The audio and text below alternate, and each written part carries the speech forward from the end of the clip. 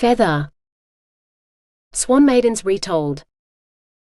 A tale in the Romance, a medieval fairy tale series. Written by Demelza, Carlton. Autonarrated by AI Charlotte from Google. 1. If we don't do it naked, we disrespect the old deities, Swanhild declared, pulling off her shift. Raphael glanced around, then reluctantly removed his tunic.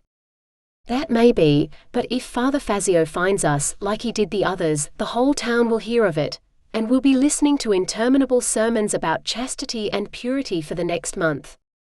As his eyes rested on Swanhild's, the lust heating them, said a month's worth of sermons was a small price to pay. Father Fazio is afraid of the old pagan groves. He would never venture so far into the forest, and even if he did, the old gods would hide us from his sight, if we worship them properly. Raphael lay down on the grass and stretched his hands out in supplication. It is you I wish to worship, not some god old or new. Come here. Swanhild laughed, stretching her arms above her head to better show off her breasts, before she perched herself astride Raphael's hips. He was ready for her, as always, but she took pleasure in teasing him, rubbing herself against him, until he could take it no more. Today, he seemed to be feasting his eyes on her breasts, as she worked her way to a climax. It came fast today, and she arched her back as she cried out to the forest canopy above. Raphael was rock hard beneath her, but still he didn't enter her.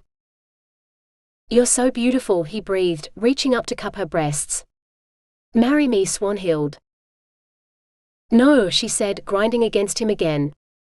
She closed her eyes, pressing down harder. Surely she couldn't be about to climax again. Oh, but she was. She cried out for joy. Marry me so that we may do this every day and every night, he said, staring up at her adoringly. Swanhild laughed. How is that different to what we do now? Come, Raphael, I am about to climax for the third time, and I am doing all the work. The forest floor is fine in summer, he said, caressing her breasts. But when the autumn rains come, or the cold winter snow, I want to be warm, inside. Finally he thrust into her, timing it perfectly to send her over the edge of another climax. With you in our bed. I want you to be my wife, Swanhild. Something about the angle he'd chosen sent waves of pleasure through her, building to another, impossible peak. I care nothing for autumn or winter. What I want is you, her, and now, in this moment, just as we are, now. For the first time they'd timed it perfectly, reaching their peak together. With more practice, they might manage this every time. She cried out his name, but his shout sounded more like, "Marry me, Swanhild." She shook her head as they broke apart, and headed to the small spring that inevitably graced these holy groves, so that she might wash. Wash, dry, dress, it was a ritual of its own, one she'd completed 3 times today, twice in this grove. But they would have to leave soon, to make it home before dark, and any more love-making would have to wait until tomorrow. She hoped he'd come up with a more acceptable marriage proposal before autumn, instead of his heat-of-the-moment demands that would mean nothing when they were clothed once more. At least to most men they meant nothing, or so her mother had said. Promises made in passion were worthless, and her mother would know, for her father had often promised never to beat her again, only to do so the next day. But Raphael was nothing like her father, she reminded herself, as his gentle healer's hand closed around hers. One day he would choose the right moment, and she would see his eyes light up when she said. They'd reached the edge of the forest, and Raphael had dropped to his knees, setting his basket down. He placed hers beside it, so that he might take both of her hands in his. Swanhild, I love you more than the sun in the sky, or the life-giving air that lets us draw breath. I love your body, I love your mind, I love your magic, and I love the sound of your voice. I would give my life to spend whatever moments I might have left with you. I know a witch and an apprentice apothecary are an unlikely match, for while we are apart, we compete for the same customers every day, but when we are together, we are so much more. You are my dearest friend, my only love, and I beg you to become my wife. Please, Swanhild, whether it is today or tomorrow or next year or 100 years from now, promise you will marry me because I love no one else and I never will." She stared into his eyes. This was the moment. "Yes," she breathed. Raphael's mouth dropped open. "What did you say?" Swanhild laughed. "I said yes. My dress is ready and we only need to tell my mother before we may set a date. You'd better make good on your promise to make love to me morning and night though, or I shall have to take you out into the forest and leave you for the old gods to deal with." He rose to his feet and wrapped his arms around her. "Whatever you desire. With you as my wife, I will give you anything you desire." She laughed.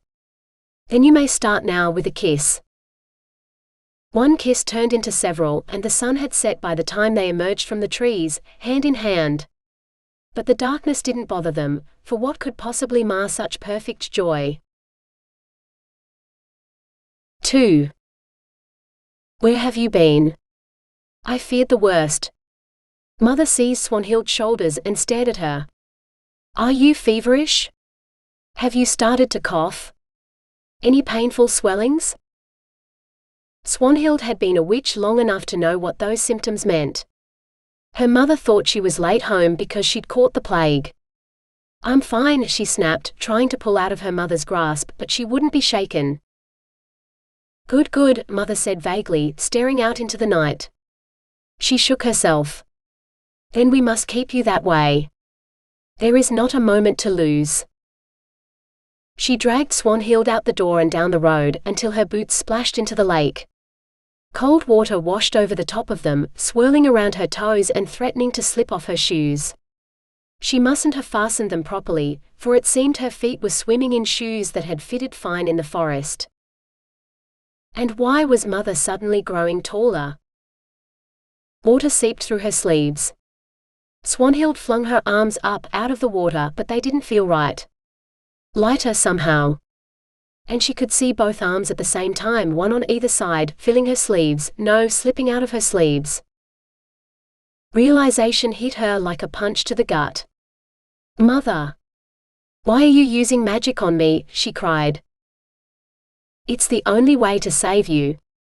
All the swans in the kingdom are protected by the queen, so you shall be safe from hunters too."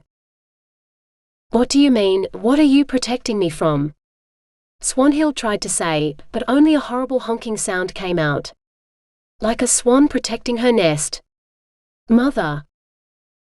Fly, fly away. When the plague is gone and it is safe to return, then you may resume your true form. Stand upon this shore, and if it is safe you shall transform. But not before. Be gone." Mother flapped her arms as if to shoo Swanhild away, deeper into the lake. Some primal fear seized Swanhild's innards, and she found herself flapping too. Wheeling around, lifting, gliding, her feet left the water and she flew across the surface of the lake, fleeing from her home and everything she'd ever known. She wanted to turn to head back, but the instinct to fly from danger was too strong. One day she would come back. Conquer and command this silly swan form to take her home. For it would be safe to return, she was certain of it. 3. Raphael knew he should go home. He should tell his master, Goiko the apothecary, that he wanted to get married, and ask if he might end his apprenticeship early so that he might start earning enough to support a family. Well, just a wife at first, but the amount of time he spent naked with Swanhild, a family wouldn't be far off. Instead, he lingered outside Swanhild's house. Goiko would not be pleased if he went inside the witch's house, for that is what the master called Swanhild's mother, Tola. On anyone else's lips the word would not have sounded so sour, for even Tola herself was happy to claim the title of being the town witch, but when Goiko said it, it was with the same venom he reserved for demons, fleas and rats. Hence he wanted to be certain Goiko would approve the end of his apprenticeship, before confessing that he planned to marry Tola's daughter. Perhaps the man would be more accepting of the two women if he knew that both possessed real magic, as well as knowing as much about healing and herbs as Goiko himself, but Raphael doubted it. Goiko was a bitter old man who liked to hold a grudge, and Tola had once saved someone's life when Goiko had given up treating them, convinced no potion could possibly work when all he knew had failed. So Tola became that foreign witch who did deals with the devil, at least in Goiko's house, and Raphael was not allowed to speak of her. Yet here she was, bursting out the door of her own home, dragging Swanhild behind her as she hurried down to the lake. So Tola hadn't liked the idea of Swanhild marrying him. For what else could anger the woman so except today's news? Raphael stepped into the shadows so Tola wouldn't see him, before following the pair. There was no way he'd allow his future wife to face her mother's magical wrath alone. Tola dragged Swanhild to the very edge of the lake, then pushed her in. Swanhild stumbled forward at her mother's push, but she didn't lose her footing in the knee-deep waters. Light glinted off a blade in Tola's hand. Raphael opened his mouth to cry out a warning to Swanhild, then almost choked as Tola turned the blade on herself, slashing it across her arm before shifting the blade to the other hand and slicing her other arm too. The knife tumbled from her fingers into the sand at her feet, and Raphael found he could breathe again. Tola meant to cast a spell, not stab her daughter. Only then did Swanhild turn to face her mother, her feet still in the lake. She crouched down, staring up at Tola with a look of horror on her face. Her arms stretched out, splashing the surface of the water as if trying to drive it away. And then she changed. Arms became wings, and her gown slipped off faster than it had when they'd made love in the forest. "Mother! Why are you using magic on me?" she cried. For a moment Raphael saw the woman he loved crouching in the water, wings outspread, and then she was gone. A swan sat there in her place, flapping her wings and honking like she was trying to drive away a predator from her nest. Horror froze his tongue.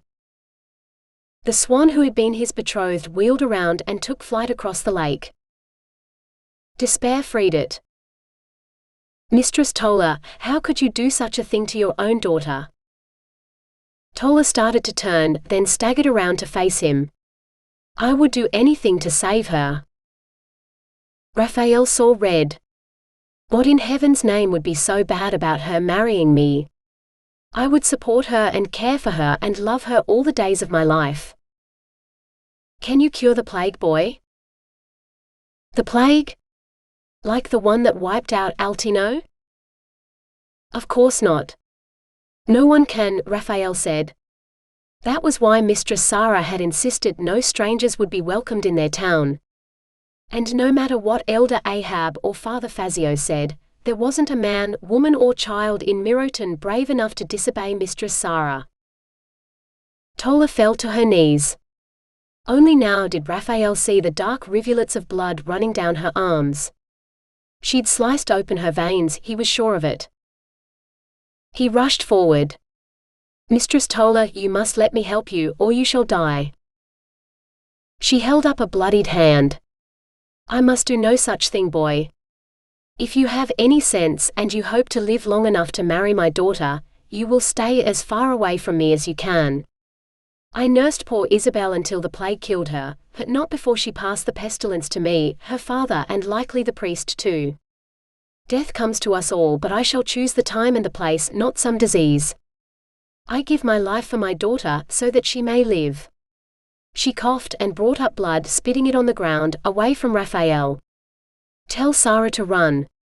Far and fast, and to somewhere she can close the gates to everyone. Her family's fortress, high in the mountains maybe. Tell her to wait as long as she can to return. A year. Maybe 2. Until news reaches her that it is safe. Then you may return here, and Swanhild. She tipped over on her side, her breathing labored. "Mistress Tola, if you would but wrap the sleeve tightly around your arm, it might slow the bleeding. You may yet live." Tola began to laugh, which only made her cough. "Sarah will need you with your unquenchable hope when she goes. You see, she gets somewhere safe. When it is safe to return home, Swanhild will come here, and if you truly love her, you will be here waiting when she does." And my daughter, you see you make her happy, boy. For if you ever beat her, I'll send the devil himself to rip out your intestines and whip you to death with them. And I thought you'd come back as a ghost and turn me into a frog, Raphael said. Oh, he was a fool.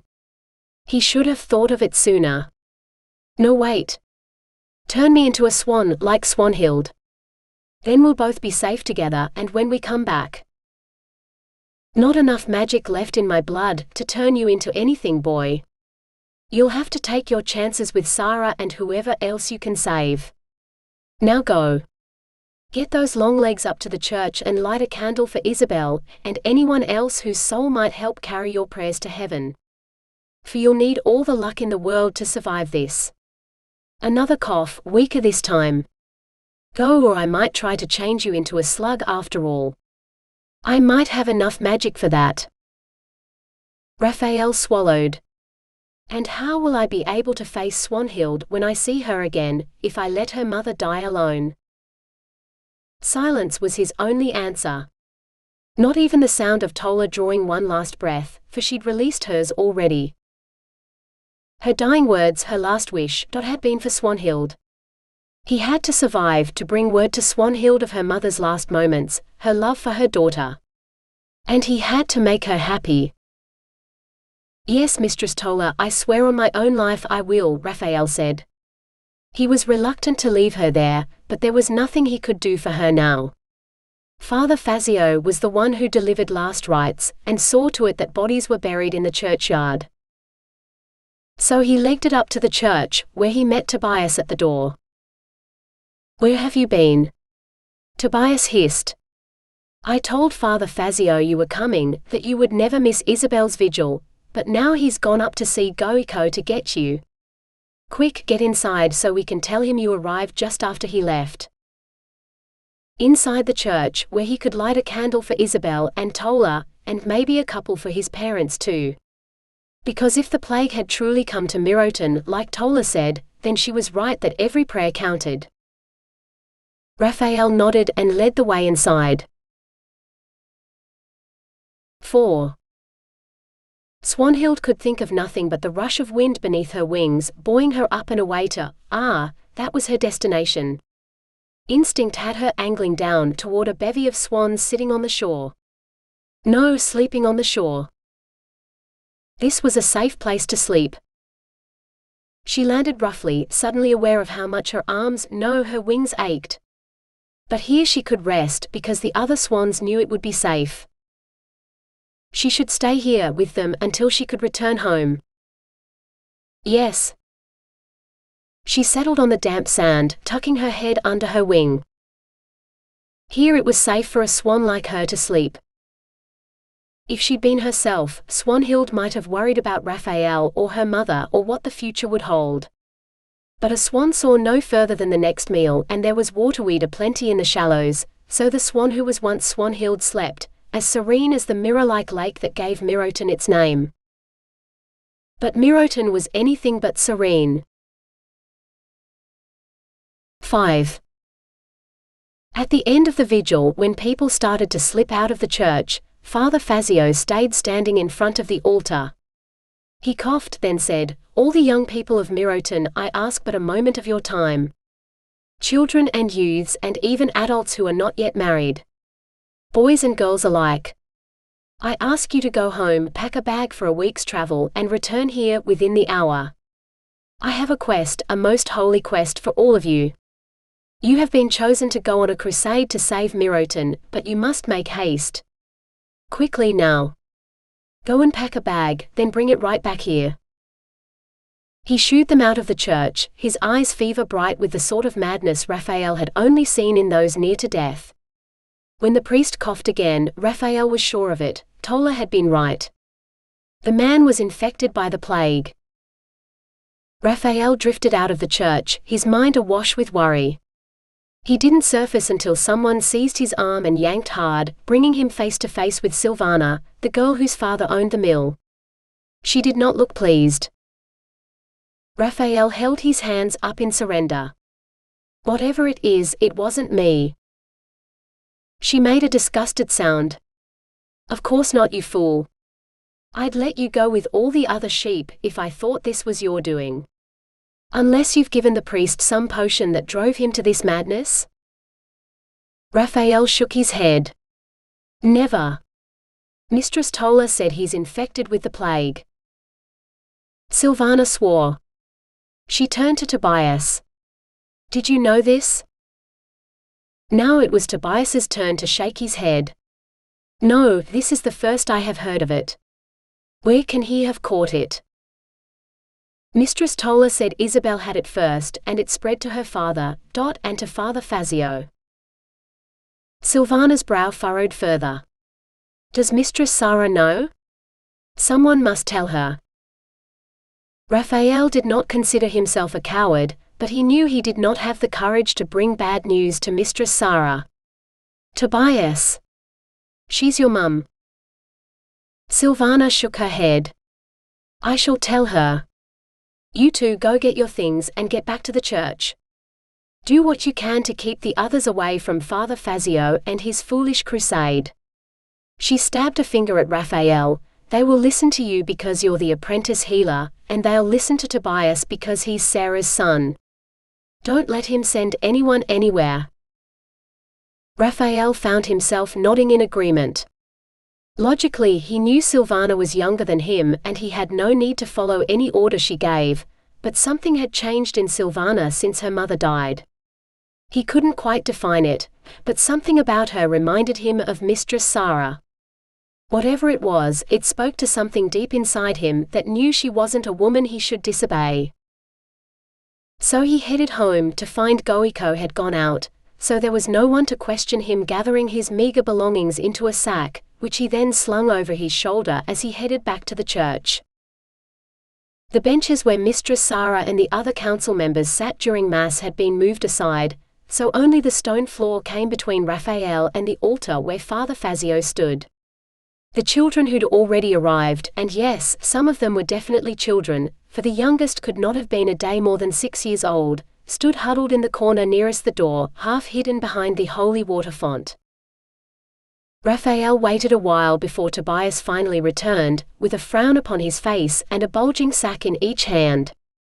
When they were younger, Raphael might have taunted him for having so many things.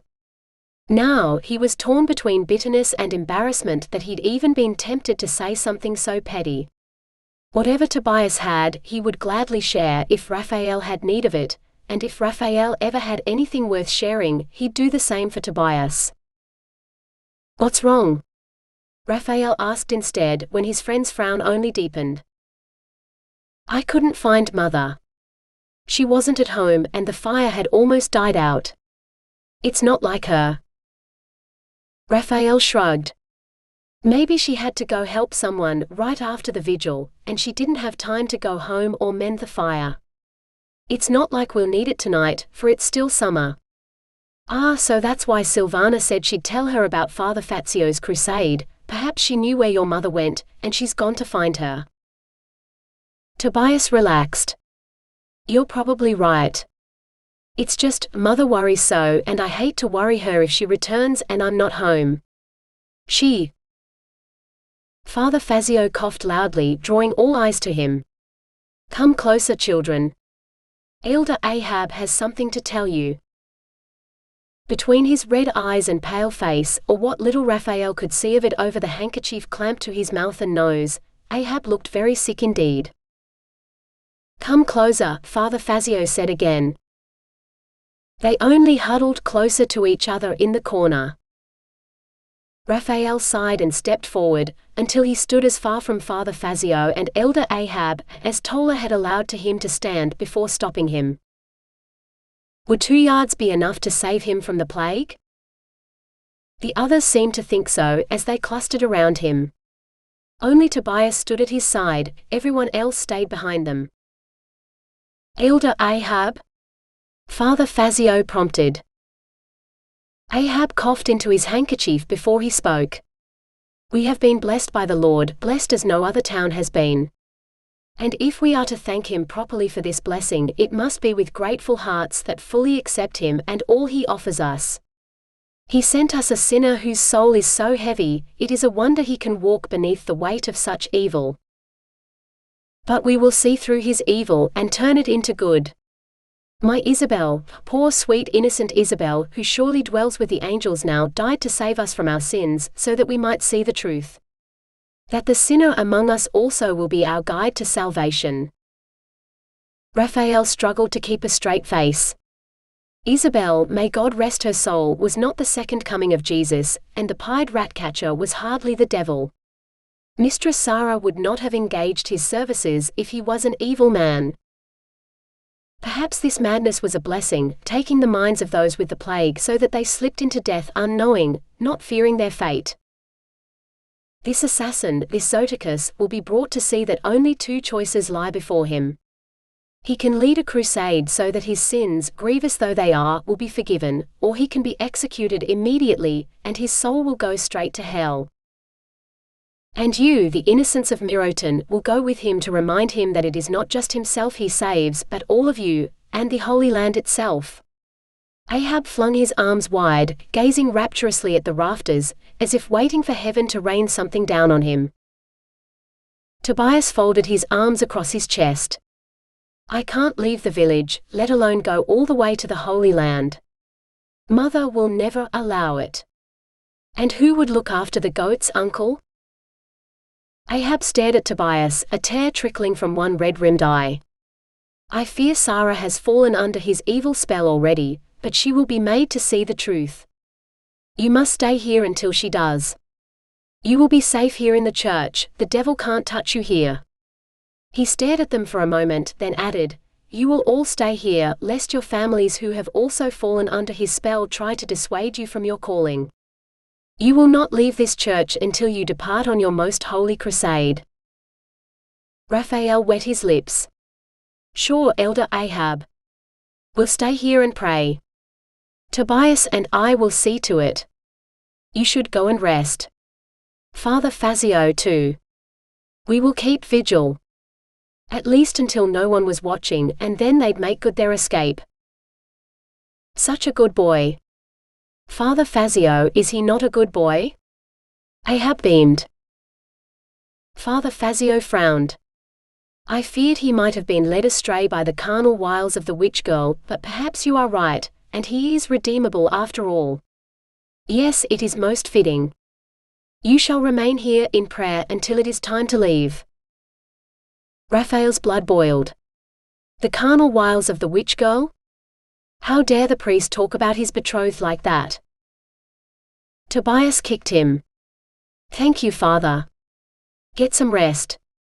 Raphael and I will watch tonight. The priest and the elder exchanged a brief muttered conversation that Raphael couldn't quite make out, until both men nodded. I've taught you well, Tobias. Now it is your turn to lead everyone, for while the assassin will be your guide, everyone here looks to you. Do not disappoint me, Ahab said. He swept out of the side door of the church, followed by the priest. Raphael didn't dare breathe until he heard the door close behind them both. He turned to Tobias. Right, wait until we're sure they've gone and then you go peek outside to see if there's anyone who will see us sneak out. Tobias nodded. We can't go on a crusade. We'll go somewhere else instead. The church doors slammed shut, followed by the ominous scrape of the heavy bar being dragged across the doors. Little Bernard burst into tears. They've locked us in. Tobias and Raphael checked all the doors, but the boy was right. They were locked in. What do we do now? Tobias asked, keeping his voice low. It didn't matter. Too many worried eyes were watching, ears straining to catch every word. In the absence of Mistress Sarah and the rest of the elder council, they looked to Tobias to lead them. And when Tobias deferred to Raphael, as if being taller and older by a few years was enough to make him a wise leader. Raphael managed a weak smile, as he might for a patient he did not dare tell they were dying. We do what we said we'd do, we pray. Pray that we find a way out of this and survive the plague. 6. Honking and flapping and splashing.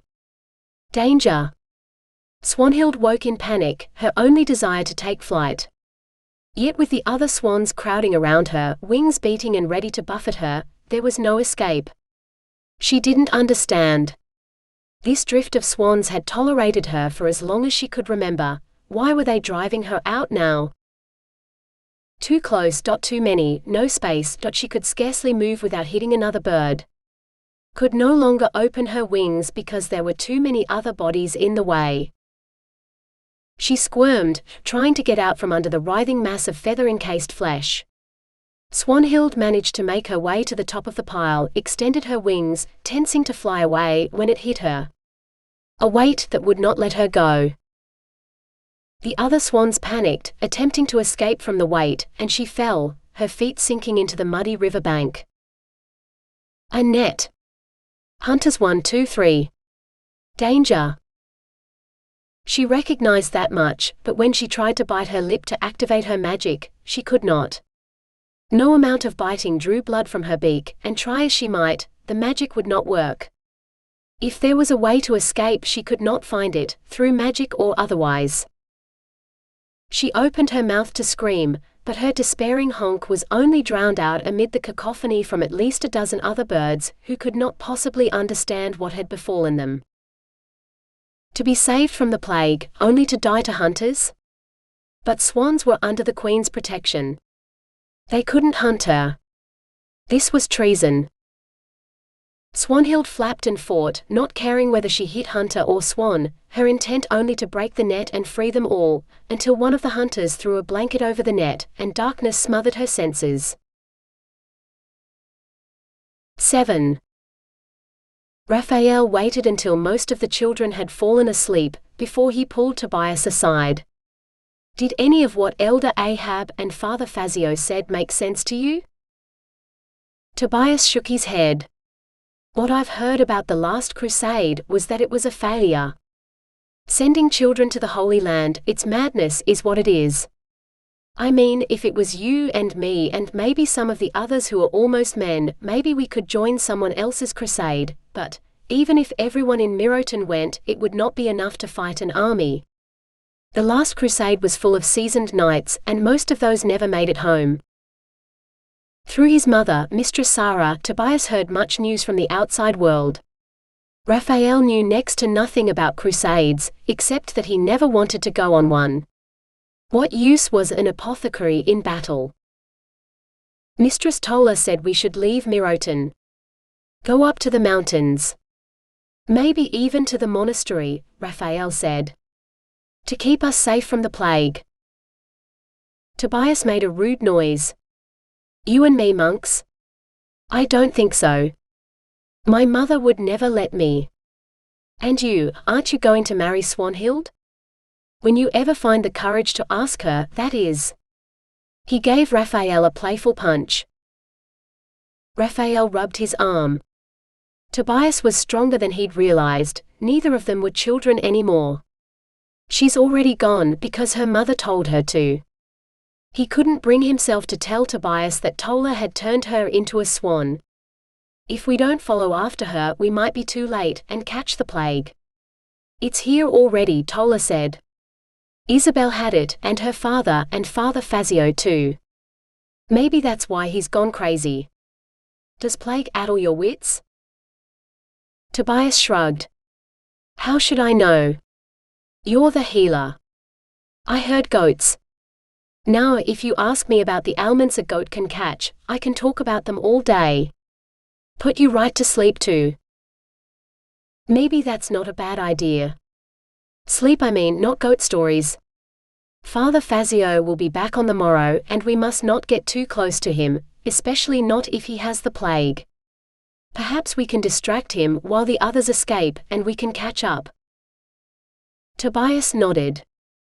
It's a long journey up to the monastery. It takes Goiko weeks, usually. We'll need plenty of rest, for we'll be carrying the younger ones by the end. We'll need pack animals, supplies for the journey, and what about when we get there? What's it like? It had been years since Raphael had visited the monastery with Goiko, but he doubted it had changed much. They have just enough for their needs. No more. The lands belong to Mistress Sarah, so that's all they are allowed to take. Sometimes they fast for holy days, so there's no food but what we bring for ourselves. I wouldn't even know how much food to take for us, let alone everyone. Mother will know. When we go, we must take her. No one will go hungry with Mother in charge, Tobias said. Raphael could not argue with that. Mistress Sarah had arranged for his apprenticeship after his parents died, so he knew firsthand how she cared for those who had nothing and no one. In the morning, Raphael said, "In the meantime, we get some sleep, so we're ready to outfox Father Fazio when he comes." "Good night," Tobias said. Raphael replied in kind, but he knew sleep would struggle to find him that night. His thoughts flew with Swanhild, wondering where she was, what she was doing, and whether she was thinking of him. Whether she'd come back. She had to. They were betrothed. She had to come back and keep her promise. Or else, what had he left to live for? They would share 1,000 days like today. No more. He would not let it be their last day together. He and Swanhild would marry, and Miroton would one day be safe again. He just had to survive until that day. 8. Swanhild wasn't sure she wanted to open her eyes. Wherever she was, it smelled like a henhouse that had been ravaged by foxes, all feathers and fear, floating over the stench of sour sawdust. "You have your money. Now go." The ground swayed beneath Swanhild, like she was aboard a boat and not on solid ground at all. Soft bodies tumbled against hers, warm and limp in unconsciousness. Then she was falling along with them, before the thud to earth knocked the breath from her. Now she opened her eyes to find herself in a stable of some sort, like the low-roofed lean-to shacks the poorer people of Miroton used to house their goats at night. An enormous man in rough clothing stood over her, holding a crate bigger than he was. Swanhild tried to push herself to her feet, but her hands felt peculiarly powerless today. Somehow she managed to stand upright, but she barely came up to the man's waist. She glared up at him and tried to say, "I don't know what you think you are doing with me, but I swear you will regret it." But all that came out was an angry hiss. She'd made her point though. The man dropped the crate and seized a pitchfork, pointing the tines at her. Someone laughed, a giant standing behind Pitchfork Peasant. "That one reminds me of your wife. Maybe she'll do for the Queen's dinner." The man with the pitchfork advanced, driving Swanhild back. "No, she's half-starved. Better to pick a plump one for the Queen, and fatten the rest for later." The second giant leaned down. "This one, I think." He lifted a limp feathered body from the pile, his meaty hand clenched around the swan's neck. The bird began to awaken at his touch, its wings unfolding, but the man tucked it firmly under his arm, preventing its flight. He carried it outside. A moment later, Swanhild heard the thwack of an axe hitting wood. Then the giant returned, holding the now headless bird by its feet, so that blood dripped from the severed neck onto the earth. "Scatter some grain for them, then shut the door. The sooner we're done for the day, the sooner we can go to the kitchens for dinner," he said. The pitchfork man did as he was bid, leaving Swanhild alone with the darkness, her only companions the swans that had begun to rouse at the prospect of food. None of them seemed perturbed by the death of one of their number. Perhaps the birds were too simple-minded to understand the danger they were in. But Swanhild was not simple-minded. She had little appetite for grain either, not if it meant fattening them to be feasted upon. She settled in the darkest corner of the tiny stable, the furthest place from the door, desperately praying she would escape before the same dark fate befell her. 9. Only 11 swans remained, oblivious to their impending doom as they gobbled up the grain on the ground. She tried to tell the others the dangers they faced, but the language of swans was much simpler than that of humans, and her loud honks had only conveyed that there was danger, not the how or why or even what it might be. She'd flown into a rage then, honking and flapping at them to drive them away from the food, but the foolish birds had then decided she was the danger, to be driven off with beaks and wing buffets until she took refuge in her dark corner, stinging in so many places from the feathers she'd lost in the altercation. Well, if the stubborn birds attacked the only person who wanted to save them, perhaps they deserved to die. But Swanhild was determined to live, so that she might return home, where Raphael waited. Several days ago, Swanhild had given in to her hunger pangs and eaten sparingly, so while the stupid birds gorged themselves, she alone heard the approaching footsteps. Swanhild tucked herself into the corner behind the door. It had to be the butcher, coming to kill another bird for the kitchen.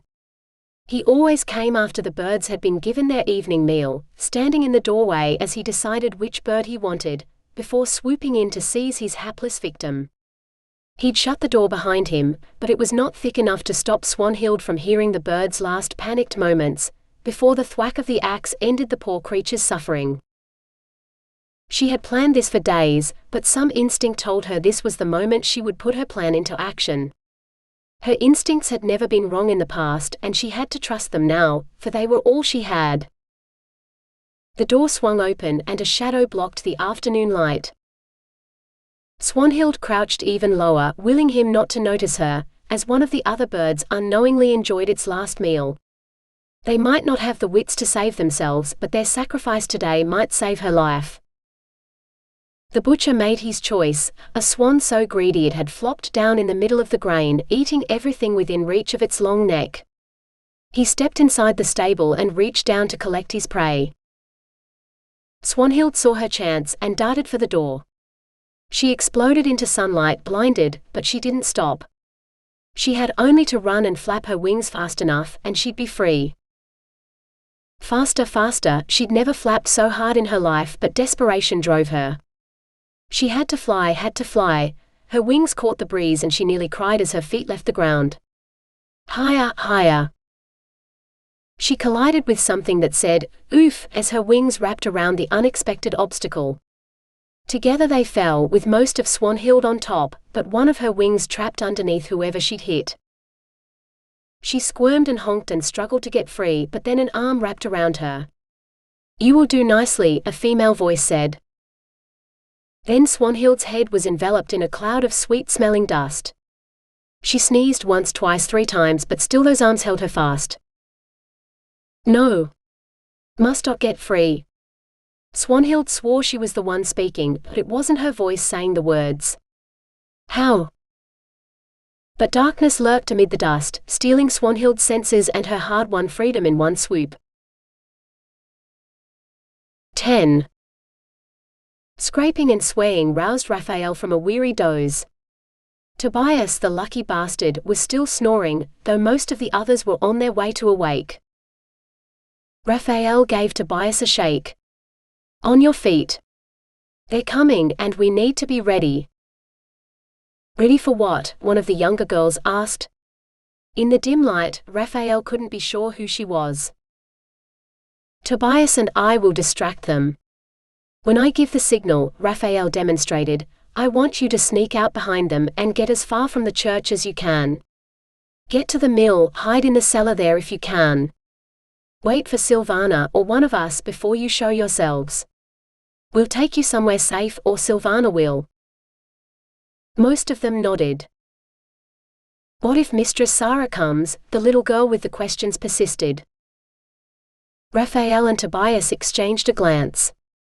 Tobias's mother was a law unto herself. This time Tobias answered, "Then you do whatever Mistress Sarah says. Like you would any other day.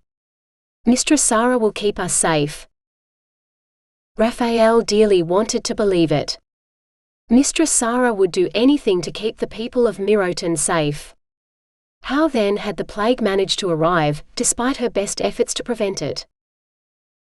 The church doors flew open and sunlight streamed in, haloing a lone man. Raphael stood and squinted at the silhouette. He didn't look like Ahab or Father Fazio. "That's not Mum," Tobias whispered, sounding disappointed. The man moved, and Raphael glimpsed his face. "It's Master Zoticus the assassin," Raphael hissed. "Stay as far from him as you can. Don't move unless we give the signal."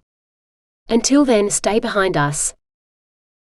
Tobias swallowed, then looked at Raphael. Together they stepped forward, neither wanting to break the silence. Finally Tobias said, "You may tell Elder Ahab that our vigil has not changed our resolve. We will not go with you on a crusade to the Holy Land." Raphael hoped the assassin couldn't hear the quiver in Tobias's voice. "Good," Zoticus said. "Because one crusade is more than enough for any man. I'll not be going on another. Anyone with any sense will not be heading for the Holy Land, but in the opposite direction. Up into the mountains maybe, until the plague has passed." "Wait, what?" Raphael glanced at Tobias, who was too busy frowning at Zoticus to notice. "You mean on a pilgrimage, to see some holy relics?" Tobias asked. "Like the cloister of the Holy Innocents? To see the jewel-encrusted skeletons?" Raphael blurted out. Now Tobias looked at him. "You've been there?" Naked envy colored his tone. Of course, that only made Raphael uncomfortable. Tobias was the one with everything, while Raphael was just an orphaned apprentice. That he could possibly have done something that inspired jealousy in Tobias, of all people. Master Goiko journeys there once a year to trade herbs. They have some rather unusual ones that only grow high in the mountains, and because the Rialto traders can't go any further up the river, he buys extra to take to the cloister. I used to go with him when I was younger, but now he leaves me to tend the shop while he's gone. There. That should explain why Raphael had never mentioned it to his friend. Something so long ago, barely half remembered, hadn't been important enough to talk about until now. "Could you take us there?" Zoticus asked, his gaze almost painfully sharp as he directed it at Raphael. Raphael stared at his feet, wishing he'd paid better attention. "Maybe. Once you're on the right road, it's hard to get lost. Actually, the monastery would be the perfect place to flee to, far and fast, like Tola had said." "Why? Who's going to the monastery? It'll be autumn soon, and the high passes won't be open much longer. One decent snowfall and you're stuck there until spring. And safe from the plague, though not from assassins." Surely Zoticus had no intention of hiding in a monastery, though. Did they even allow assassins in such a holy place? Zoticus didn't seem worried. "We all are, if we want to survive this plague." So the assassin would be coming. Raphael didn't see how he could stop him, so he would have to resign himself to the man's presence. But Tobias ruffled up like an angry rooster. "Why should we go anywhere with you? This is our town. We're not rats to be driven out and drowned." The assassin winced.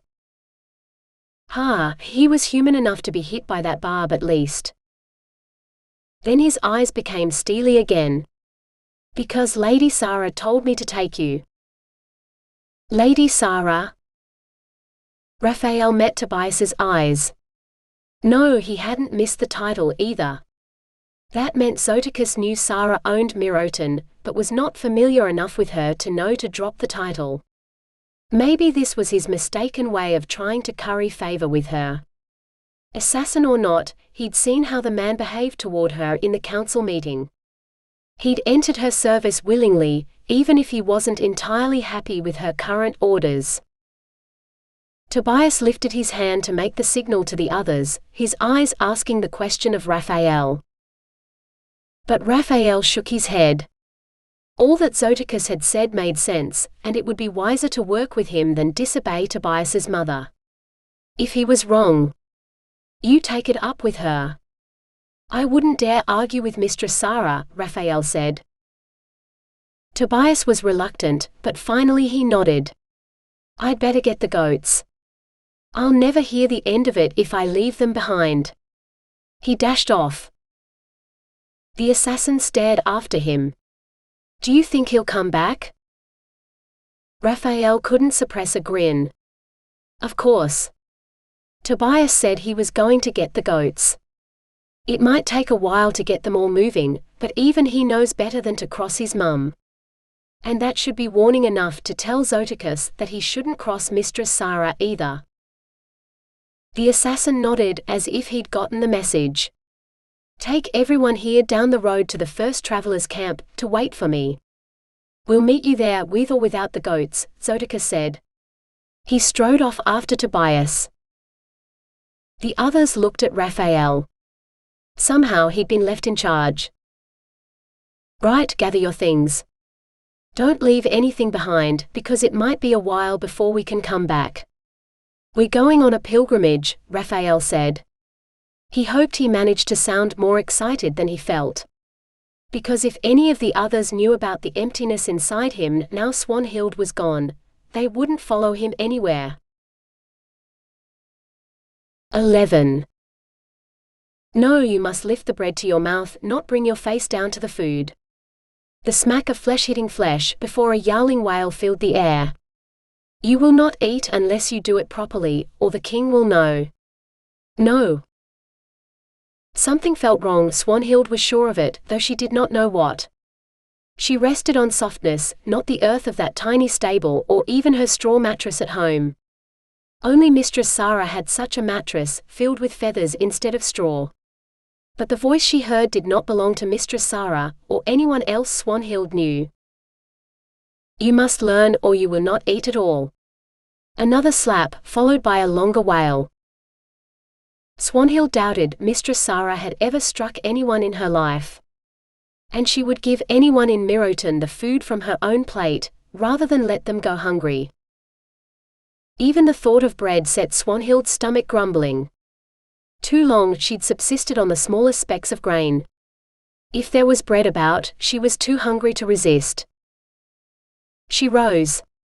Stone walls surrounded her on all sides, with the floor and ceiling made of the same grey stone. Beds were lined up against the wall behind her, with the rest of the room empty but for a table with benches on either side. Blank-faced children sat along the benches, tears dripping from reddened eyes as a long-necked woman towered over them from the head of the table, her arms folded across her chest, her glare enough to wither the smile off anyone's face. Not that Swanhild had smiling in mind. Her sole desire was escape. While the woman was occupied with her children, perhaps Swanhild could reach the door and... An arm wrapped around Swanhild, yanking her back. And where do you think you're going? The mother asked. Swanhild was no child, not anymore. She'd be a mother herself, soon after she and Raphael married. So she turned and returned the woman's glare. I am going home. I do not belong here. Then she reached for the door. Swanhild's hand stretched out, a real hand, not a wing, and surprise froze her for a moment. The moment was long enough for the woman to seize her by the ear and drag her over to the children's table, where she was forced to sit on the end of the bench. This is your home now, and you belong with me. You are my daughter, and you will behave properly, you all will, or I shall find other swans that deserve to be princesses, and you shall be killed for the table, as you deserve. The children wept and wailed, but Swanhild remained stony. This woman surely had to be the queen, but if she was, the queen had taken leave of her senses. How could we possibly be your children? The queen slammed both hands on the table. I brought my true children here to the king's hunting lodge, to keep them safe from the plague ravaging the countryside. Their stupid nurse, may the devil scourge her for eternity, permitted them to play on the beach by the lake, where infected rats had washed up. Having seen the priest burying bodies in the churchyard, they played at funerals themselves, burying the plague rats like common grave diggers. One by one they sickened and died, followed by their fool of a nurse. I bore the king 15 children, and I've outlived them all. Well, I will not bear him any more, nor will I be executed for treason, which he will surely do if he finds out what happened. You will all be his children, or some other swans will take your place. You will behave as befits royalty, and you will live in luxury, or you shall die. The queen had gone mad with grief, Swanhild decided, but that didn't make her any less dangerous. A woman who had lost everything feared no consequences anymore. Swanhild wanted to ask 100, nay 1,000 questions, but the queen's brittle composure threatened to crack at any moment. "You will eat your dinner and you will sleep. I shall see you in the morning," the queen said, sweeping out of the room. Swanhild heard the clunk of her barring the door on her way out. Her gaze swept the room, landing on a bronze mirror she hadn't noticed before. A mirror that showed a reflection very unlike her own, yet it moved as she did. She'd gone from her full-grown self to a slip of a girl, budding breasts only just beginning to poke at the front of her gown. Only her eyes gave her away, for they weren't filled with the blank despair the other children shared. No, her eyes held dark foreboding, because every moment she stayed in this form, she committed treason with each and every breath. Pretending to be a noble, let alone a princess, was punishable by, actually, she wasn't sure what happened to them. It had to be bad though, for no one dared do so. Until now. Then again, was it not treason to disobey the queen too? Swanhild slumped in her seat and reached for the bread. She ate without tasting it, praying that she would survive the queen's subterfuge, long enough to escape and return home to Raphael. All the swan princesses' eyes turned to her, watching as she ate. Then, almost as one, they took some bread and joined her in her meal. 12. The cloister of the Holy Innocents soared high above them, a castle that might be impregnable if it closed its gates.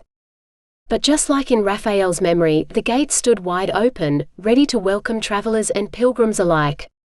He remembered the place a bustle with monks in their robes, doing whatever chores they'd been assigned for the day. But now, he saw no one. Someone shouted for a healer, and Raphael turned to offer his assistance, only to be forced aside as Master Zoticus, still shouting, bowled past him into the great hall carrying someone. Raphael headed toward the herb gardens and the back door to the kitchen, where he knew the still room was located. If there was a healer here, that's where he'd find them. He found the still room well stocked, but empty of anyone but himself. From the dust on the workbenches, it looked like they'd left some weeks ago and not returned. "Raphael. There you are. You must come to the great hall at once. Master Zoticus wants you." Sylvana beckoned. "Master Zoticus the assassin wants me? But I'm just an apprentice apothecary. He can't possibly—" Raphael began. "He wants a healer, and you're the best we've got. Come on." A good healer didn't go in blind. Perhaps some of the herbs in here could help. What's the matter? Who's injured? Sylvana swallowed, looking pale. "It's Mistress Sarah. She's coughing a lot, and Master Zoticus just put her to bed in the best bedchamber. Come with me, I'll show you." Raphael's mind went blank. Not Mistress Sarah. They couldn't lose Mistress Sarah. He hurried to catch up with Sylvana. The best bedchamber was larger than his parents' house had been, with a massive bed that held Mistress Sarah. The assassin stood beside her, his expression full of dark shadows. "I've brought Raphael." Sylvana shoved him forward. She said something about dinner and departed, leaving him alone with the assassin and Mistress Sarah, who looked weaker than he'd ever seen her. He swallowed. If he was indeed the best healer they had, he'd do everything in his power to help her. They were lost without Mistress Sarah. "I found the still room. There are many herbs hung up there, most of which I recognize, and shelves full of jars that could contain anything. It will take some time, but within a few days, I should be able to make something to help Mistress Sarah. What would be best for her cough is oil of rue, but that will take weeks." He'd set to work straight away. The sooner he started, the sooner he would have what he needed. Unless he was very lucky and there was some in the still room already, but he'd have to search the place thoroughly if he had any hope of finding it. The assassin pulled out a bottle that looked like it had come from Tola's shop. Yes, the label was written in Swanhild's own hand. He held the bottle over Mistress Sarah's lips for the briefest moment, before corking it. For one dreadful moment, Raphael wondered if he'd just witnessed the assassin poisoning Mistress Sarah, and whether he'd be next. But Swanhild would never have sold poison to an assassin. Something dangerous perhaps, but he'd only given Mistress Sarah the tiniest amount, as if he knew what dose to use safely. Was the assassin a herbalism student too? The assassin, nay, Master Zoticus, for the man had a name and he'd best get used to using it. If they were to live in the same castle for some time, Master Zoticus stared at him for a moment, as if wondering why he was still there. Raphael wondered the same thing. His stare was more than a little intimidating. "Do what you can," Zoticus said, tapping the bottle. "I have enough oil of rue to do for some days yet." Raphael nodded. "I'll see what I can find in the still room and distill some more as soon as I can." He hurried back to the still room. If Mistress Sarah's life depended on his skills, he'd best take a full inventory of the still room by nightfall, before the contents of Swanhild's bottle were gone. He sighed, wishing with all his being that Swanhild was here beside him. No one brewed potions as skillfully as she did. It was her they wanted, not him. But she was far away, likely flying through the air or drifting across a lake, safe with not a care in the world. 13. You are a princess, not an animal. Lift the cup to your lips to drink, the queen scolded, cuffing the child so hard, the girl's nose went into her drink and she inhaled some of it. Coughing and spluttering, she overturned the cup, and soon all of them were splashed with water. Not to mention the nearly untouched food on the table. What is wrong with all of you? Why are you not eating? This is a feast fit for the king, how can you not eat it? The servants are starting to say how strange you are. If they suspect, the queen continued, shaking her finger at them all. Swanhild shook her head. If she, a human turned into a swan, had trouble understanding the queen's constantly changing demands, what hope did these ordinary birds have? No wonder they would not eat or drink, if they were to be beaten for doing so. Beating children was bad enough. To beat innocent birds, birds who were supposed to be under her protection. Swanhild snapped. She jumped to her feet. Would you eat if you were confined to this chamber instead of soaring through the skies or drifting through the cool waters of a lake, catching your own meal? The queen squinted irritably at her. I've told you many times.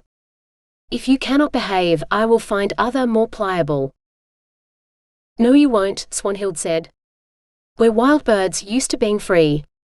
To be kept within these walls will kill us, and every other creature you transform into copies of your children. You must see this is foolish. You must set us free. Free to fly again and feed as swans do. Not that she wanted waterweed, for she was growing quite partial to the cakes the queen commanded the kitchen castle to make for her children. But the other birds were growing painfully thin. If you could fly, would you want to be confined so? Swanhild persisted. She sensed a change in the queen's demeanor, a slight slump of her shoulders, but the queen's mood was as changeable as the wind, so it might mean nothing. Or it might mean she'd find herself as the target for the queen's wrath. So be it.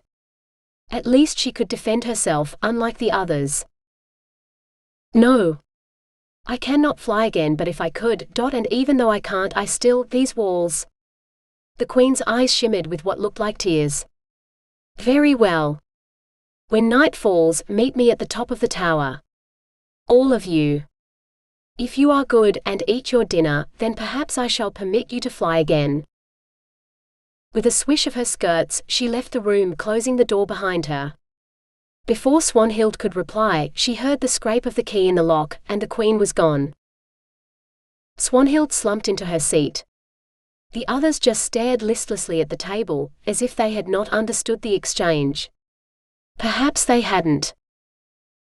Here, she said, reaching for some bread. Hurry and eat before she comes back. Never mind how, just make sure the food is all gone. It's the only way for any hope of getting free. Swanhild wanted to believe it, but by the time the queen returned, she might have forgotten her promise, or the sight of them might make her lash out again. Still, she had to hold on to hope. She had to get home to Miroton. To Raphael. 14. Raphael stood on the threshold of Mistress Sarah's chamber, clutching the vials so tightly it was a wonder they didn't break, but he didn't dare enter. Something about the way Master Zodicus leaned over Mistress Sarah, his eyes closed but such an intent expression on his face, screamed that the assassin was using magic. Not that Raphael could sense the stuff the way Swanhild could, but he'd seen the look on her face when she fell into one of her finding trances, as she sent magic out searching for what she wanted. Raphael had never heard of a male witch before. Like Swanhild and her mother, he'd only known witches who were women. But there was no mistaking the fact that Master Zodicus was using some sort of spell on Mistress Sarah.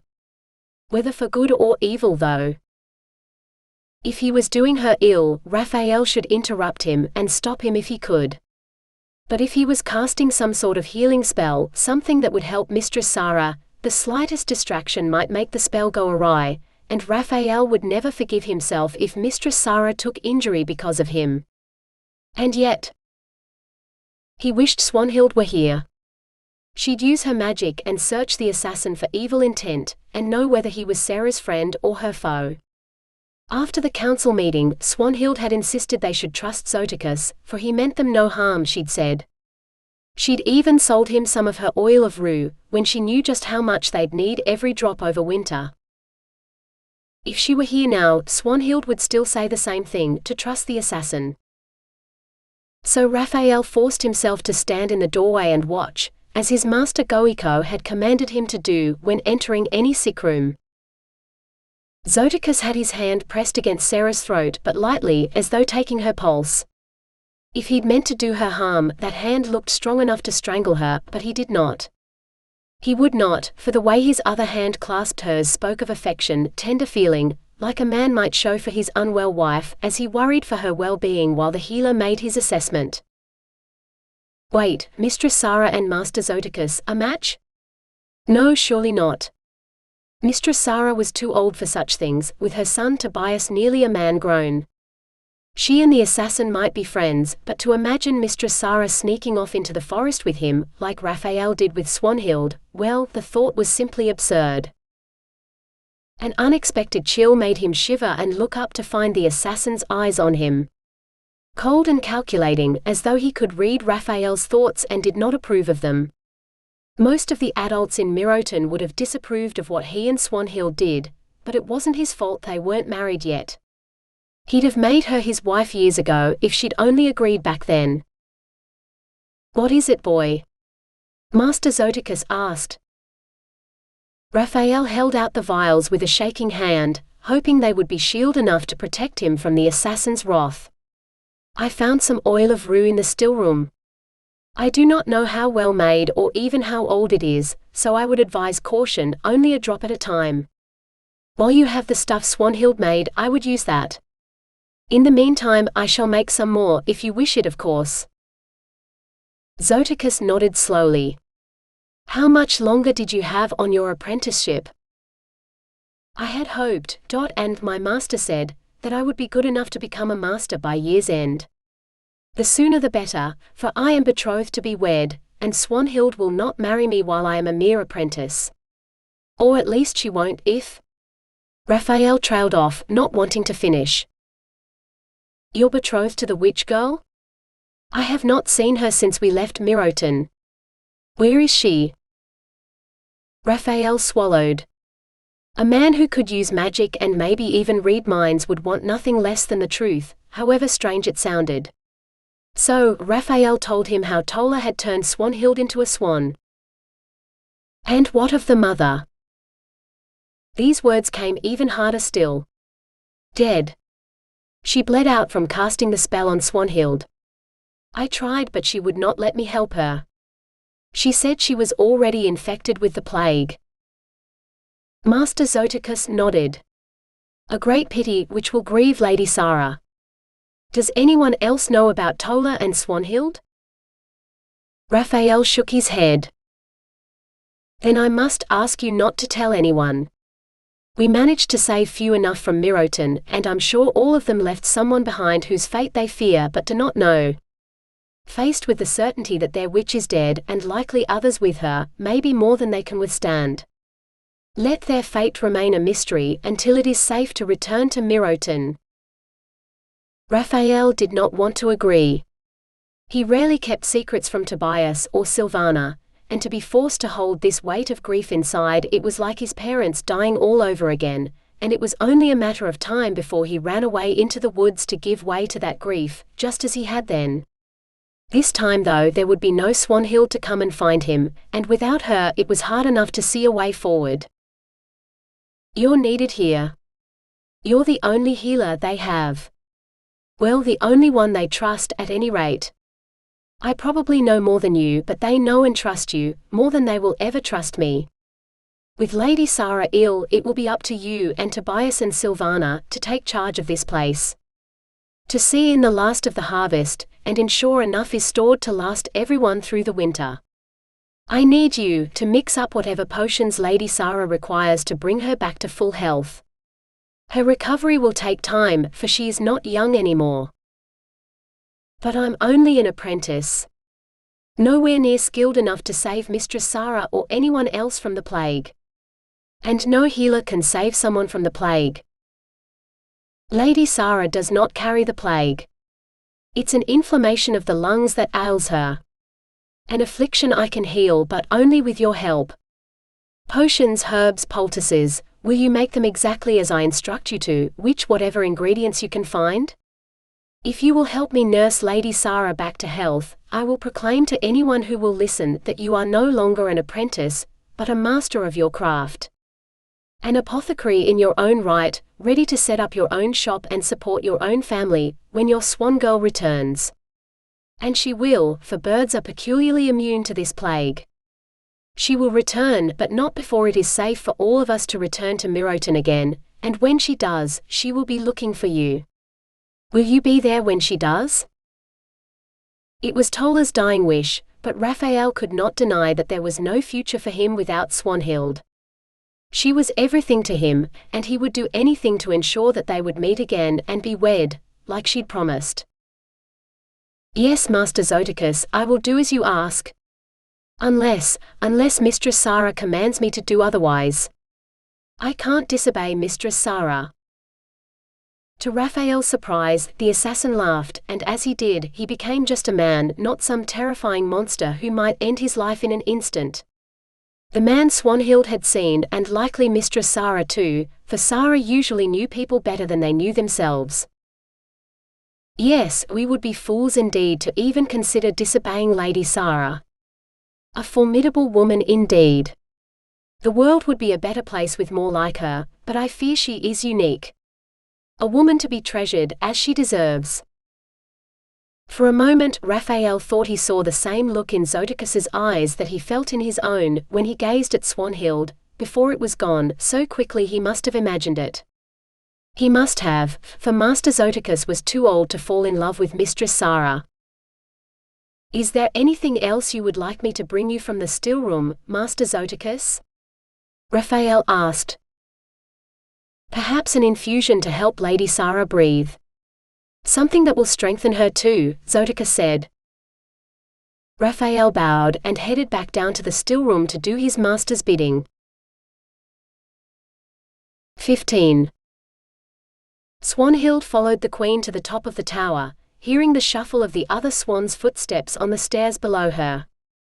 She wished she hadn't eaten so much, but if she was to escape tonight, best that she go with a full belly, for it wasn't as though swans could carry packs when they flew. A chest sat in the shadows of the battlements, which the queen knelt to unlock, before throwing the lid open to reveal feathers. No, not just feathers, Swanhild realized as the queen lifted the first layer up high, but feathered cloaks, so artfully fashioned that when the queen gave it a shake, it flared out and looked like wings in flight. Surely she couldn't mean for them to don these cloaks and actually fly. My godmother fashioned these for me, each a little larger as I grew, until I reached the height I am now. They are all imbued with magic, transforming the wearer into a swan for as long as the full moon is in the sky. But should sunlight touch even a single feather, the entire cloak will erupt into flame, burning the wearer and sending them plummeting to earth and a painful death. The queen gave the cloak one last shake, before sweeping it around the shoulders of the smallest swan child. She fastened the bone button at the child's throat, then stepped back. There. There indeed. The cloaked child flapped her arms once, twice, 3 times, and they were no longer arms but wings, her neck stretching, as before Swanhild's eyes the child turned back into a swan. Swanhild wanted to weep. The bird looked so pathetically grateful to be herself again, but it was only for a night.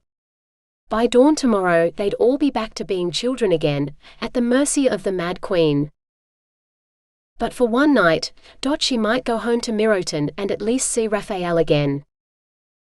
Wearing one of these cloaks, you may fly where you wish while the moon is in the sky, but you must return here to this tower before dawn, or you will die a fiery death. Do you understand? The queen said. Swanhild nodded, and the others did too. And when you return, you will be good little children, and make King Bela believe you are truly his daughters. If you behave yourselves, I will allow you to fly on the night of the next full moon, just like tonight, but only if you can convince the king. Can you do that? Swanhild doubted it.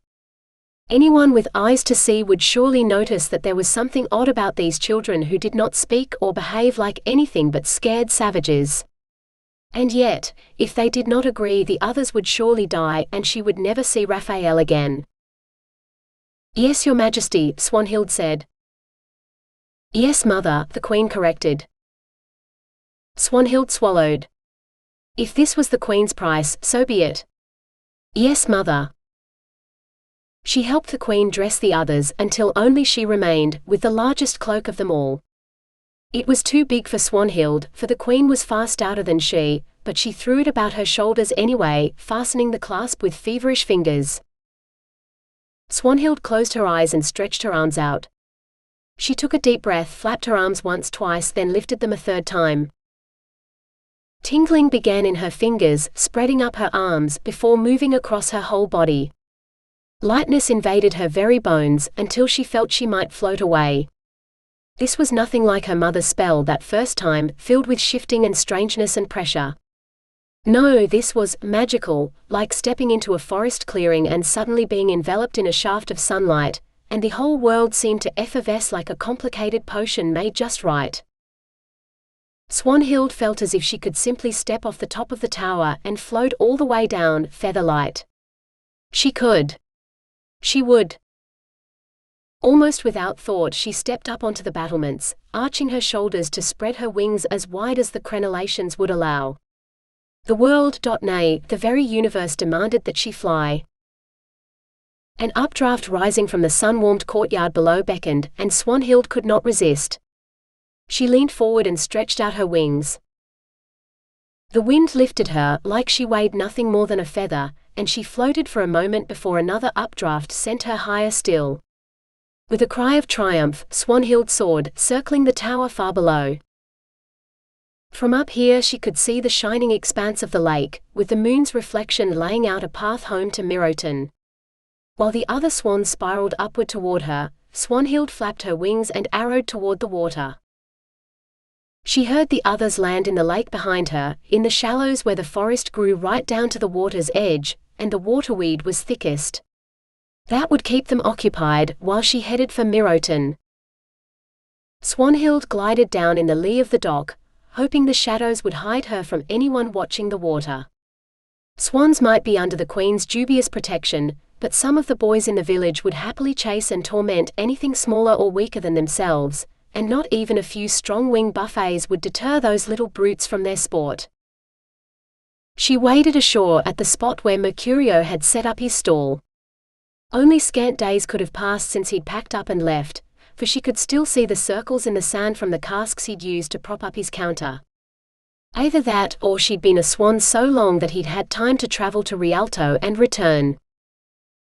It mattered not, she decided, as she strode across the sand to the grassy bank above. No one moved in the streets, and the nearby houses were dark. Was it so late in the evening? It could not be midnight yet. Or perhaps everyone was in the church or the council hall. Hope died a little when she reached the church, and a little more by the time she arrived at the darkened council hall. Everyone in the town was simply gone. Or dead from the plague. No. Swanhild couldn't bear to even think it. She took flight across the lake, rousing the other swans from their post-supper roost and into the air alongside her to fly back to the queen and her tower. 16. Tobias has asked me to take over Mistress Sarah's care, Raphael found himself saying, the moment Master Zoticus stepped into the stillroom. Zoticus did not look surprised, or even miffed that Raphael hadn't waited for him to ask. Yes, he said as much to me. Locking the door to Lady Sarah's chamber and placing his own body across the threshold every night is unnecessary though. He is your friend. Perhaps you should speak to him about it, and try to dissuade him? He already had, but Tobias wouldn't listen. He was so worried the assassin might hurt his mother, he was blind to what was really going on between them. Now Mistress Sarah was awake, she'd made it perfectly clear that she had no problem allowing the assassin in her bedchamber. So he'd gone to a greater power for help. Sylvana will do a better job, I think. She came asking for some special herbs, the sort girls use to prevent pregnancy this morning. She said they were for someone else, but when I tried to tell her how much to use and when, she brushed me off, as though she knew what she was doing. She can't have been with anyone but Tobias, and she wouldn't, not outside Mistress Sarah's door. Zoticus grinned. Good man. Seeing as you're in the habit of making wise decisions today, I'm going to ask you to make another one. Given the improvement in Lady Sarah's health, do feel that you could take on the responsibility Tobias has asked of you? Raphael's jaw dropped. You mean, be Mistress Sarah's healer, not just an apprentice? But you... I believe you can do it, and your friend is struggling to step up and lead the people of Miroton, as he must while his mother is still ill. If he no longer needs to worry about whether she will recover, it will set his mind at ease enough to focus on what is important, his real responsibilities. So what do you say? Are you enough of an apothecary to do what is necessary? I guess so, but if something were to go wrong and Mistress Sarah were to grow sicker instead of better, he'd never forgive himself for failing her. Worry not, for I will be watching. Raphael almost laughed with relief. A scant few weeks ago, such words from the assassin would have made him worry more than ever, but he thought he knew Master Zoticus well enough now to be sure the man was always watching. Watching like an eagle from its eyrie, scanning the landscape for suitable prey, but otherwise unruffled until its quarry caught its attention. Who his quarry was, Raphael could not be certain, but he was sure it was not himself or Mistress Sarah, or any of the people who'd come from Miroton. Thank you, Raphael said. No thank you. Lady Sarah is much improved, and both she and I owe you our thanks for your skills in the stillroom. It takes a master to know one herb from another, how to prepare them, and to make sure the dose is right. When you return to Miroton and you wed your swan girl, you will have no problem supporting what I'm sure will be a large family with your burgeoning apothecary business. A large family with Swanhild? Oh, he hadn't even dared hope, but... Do you think it will be safe to return soon? Raphael asked eagerly. Zoticus shook his head. I am no expert, but the witch was, and she said it might be years before it will be safe in Miroton once more. We will not know until the monks return to the monastery. And when they do, you will be the first person I send to Miroton, to see what you have left to go back to. Swanhild, or so he hoped. He didn't dare think otherwise. She had to be there when he returned, or he had nothing left to hope for. 17. The next morning, as the other swan children dozed fitfully in the carriage on their way to court, Swanhild bitterly regretted her cowardice. She should have checked inside the houses. She might have been in the form of a swan, but that didn't make her any less of a healer, and if people were ill inside, she might have been able to help. Or something. At least she would have known whether Raphael was alive or dead.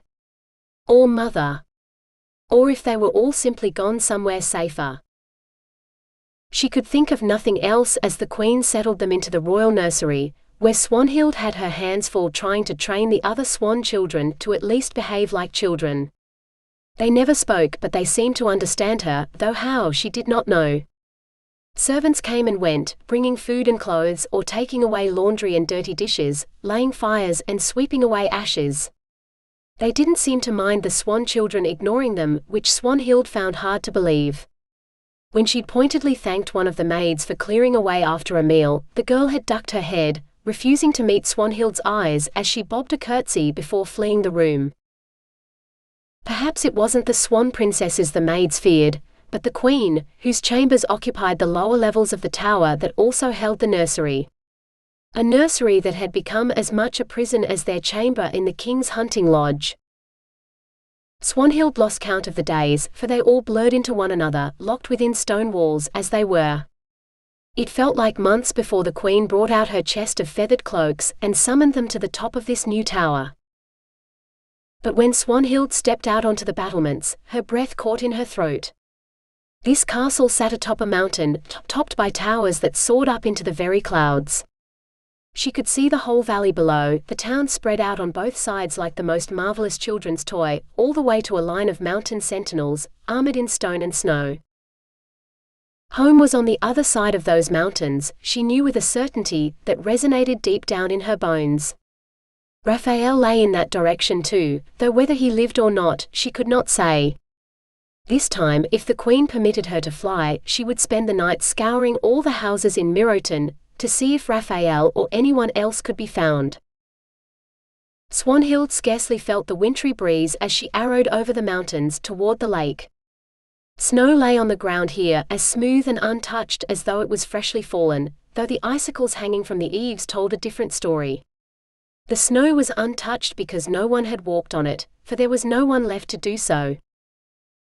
Still, she resolved not to waste what time she had in Miroton. It took her some time to work out how to use her wings and beak to nudge open the door to her mother's house, but once she was in, the others were easier. There was no sign of mother, and the other houses along the road were just as empty, all the way down to the mill. That's as far as she managed to get on that first night. It wasn't until spring had taken the town firmly in her grasp that Swanhild reached the final house in town she intended to check, the great house where Mistress Sarah lived with her son Tobias. Like all the others, the house stood empty, but it was the barn that drew Swanhild's attention the most. The 2 carts Sarah usually kept there were gone, along with all her horses and their entire herd of goats. What a fool she'd been, checking all the houses instead of the barns. If the goats were all gone, they must have left with the people who owned them, or at least Tobias. Swanhild wanted to laugh, but the only sound that came out of her beak was honking. Still, it was funny to think of Sarah and Tobias as distant from the Queen as chalk and chestnuts, for they would never strike an animal or a child, or lock one up for weeks at a time. Wherever they had gone, she prayed that they were safe from the plague and whatever else might befall them, and that they would return soon. For, despite a layer of dust and the chill in the air, most of the houses looked like their residents had merely stepped out for a moment, fully intending to return. And when they did, Swanhild would return too. She'd persuade her mother to reverse this spell so she might be herself again, and she'd marry Raphael just like she'd promised. She would, she swore softly to herself. For she could not bear to even think of a future without them. 18. When Silvana and Tobias moved out of the monk's dormitory they'd shared with the others, and Zoticus left the tower room to sleep in Mistress Sarah's chamber, Raphael took the tower room for his own. Oh, he'd had offers from some of the girls, and if not for Swanhild, he might have been tempted, so it was best that he sleep alone, somewhere they would not find him. And if it had the best view of the gates and the road up the mountain, all the better. He spent every spare moment up there feeling like he, and not Zoticus, was an eagle in an eyrie, but in the end it was Zoticus and Sarah's daughter, a willful little mite named Rossa, who saw the party of monks first. Nevertheless, Raphael's longer legs carried him down to the bailey faster, so he was the one to tell Zoticus of their approach. Zoticus was already at the gates, as if he knew they'd be coming today, and his only response to the news was to tell Raphael to pack his things, ready to travel home to Miroton.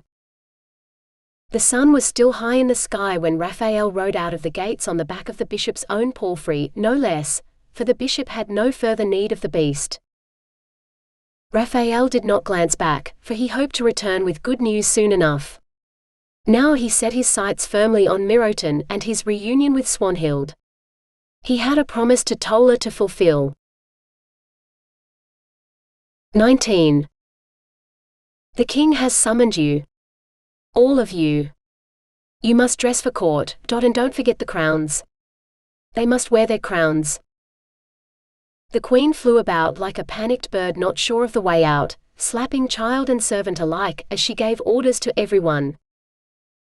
Fine gowns were found, then picked over, before being approved and dragged over the heads of swan princesses who'd begun to panic themselves in the pandemonium in the nursery. The whole room was a froth of fur and silk and wool, with so many preservative herbs flying about that Swanhild had sneezed more than once to the terror of the smaller girls. Finally it was Swanhild's turn to be dressed in her finery, a confection with so many layers of silk and lace, she worried the dress might try to fly away on its own, for the slightest puff of wind sent the skirts dancing. A crown! She must have her crown, the queen cried, and a circlet was pushed so forcefully onto her head, Swanhild's knees threatened to buckle.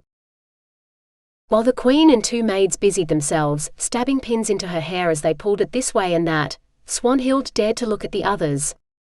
They were all dressed now, looking like the princesses the queen pretended they were.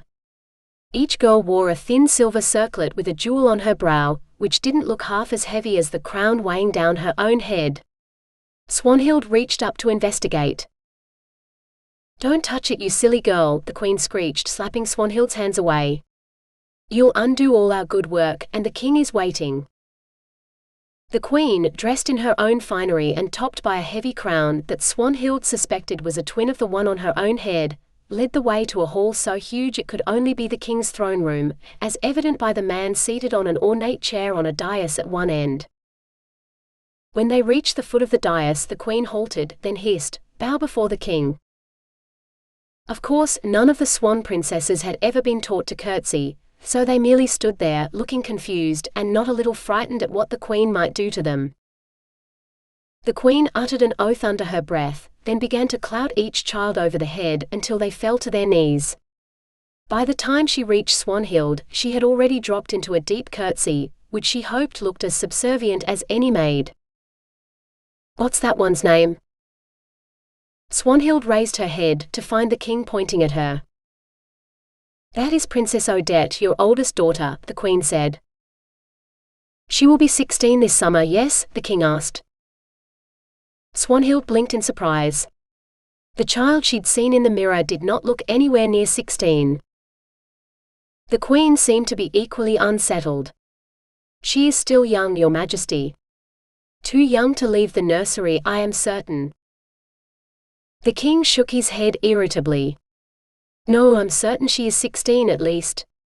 Born the same year as the emperor's son and heir, though he would not consider a betrothal between them. It matters not.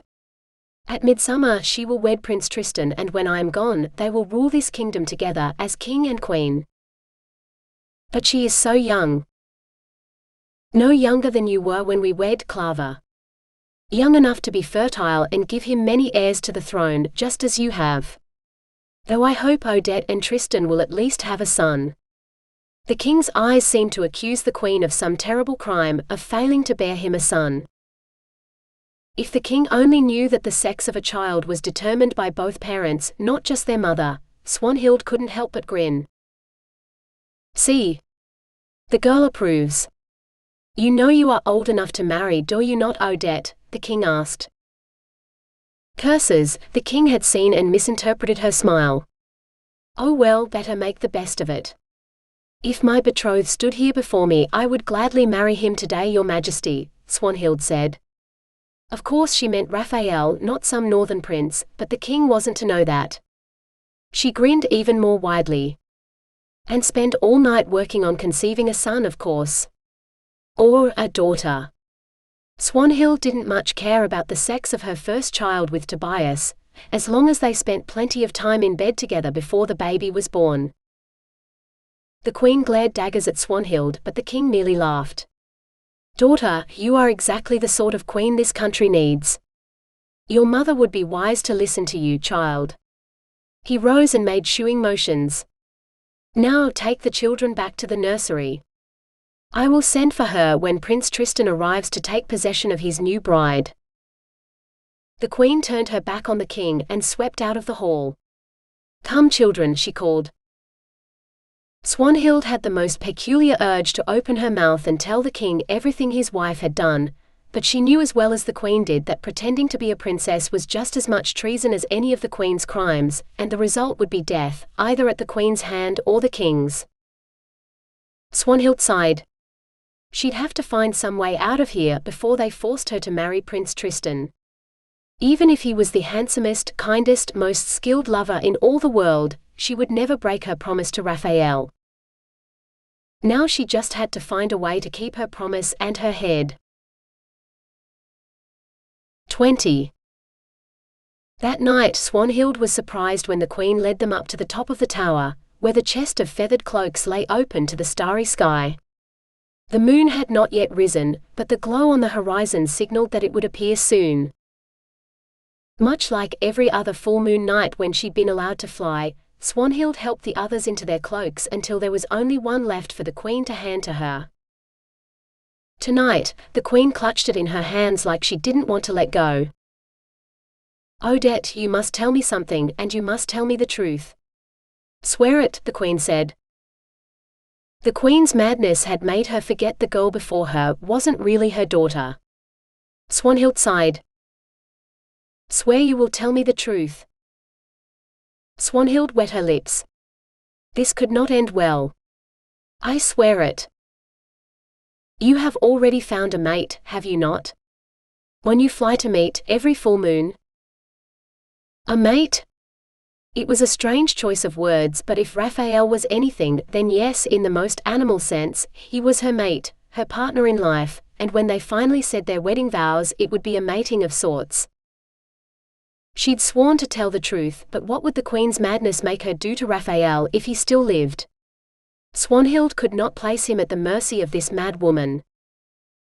Do your hearts beat as one? Have your bodies already become one? Does your heart belong to him and not some prince? The queen demanded. Swanhild swallowed. My heart belongs to someone who is not the prince the king wishes me to marry. I knew it. I will not let history repeat. I will not, the queen muttered feverishly to herself. She settled the last cloak about Swanhild's shoulders, as lovingly as if the girl had truly been her daughter. Tonight you must give yourself to him. The male who holds your heart. Give all of yourself over and over until there is no doubt in his heart or your own. Then return here to tell me it is done. Only then can I set matters straight. As if Swanhild could find Raphael in a single night, when she'd been looking for him since the day she first turned into a swan. So many months with no sign of where he might be, or if he was even alive. She opened her mouth to say something, anything, but before she could form the words, the queen fastened the cloak clasp at her throat and the transformation silenced her. So Swanhild gave the queen a nod, before diving off the tower into the swirling winds that had carried the other swan princesses away to the lake. 21. In all the years he'd lived there, Miroton never looked so quiet as it did right now. Raphael half expected people to walk out of their doors to greet him, but there was no one left. Every house stood empty, with neither a man nor a mattress to be seen. He found the answer to the mystery in the churchyard. A massive mound rose on along the fence on one side, topped by a stone cross. Grass had grown over the top, withering to straw now after the warm summer. Someone had buried all those who'd perished of the plague some time ago, then left the town empty. Maybe even the monks who were, even now, settling into the monastery that had sheltered them for so long. Raphael had known the disease would take its toll, and immeasurable lives would be lost. He'd known, but it hadn't really hit him until now, seeing that grave as big as a house, that was now home to Goiko and all the townspeople he'd tried to save from so many ailments over the years. Until the plague had come and wiped them all from the world.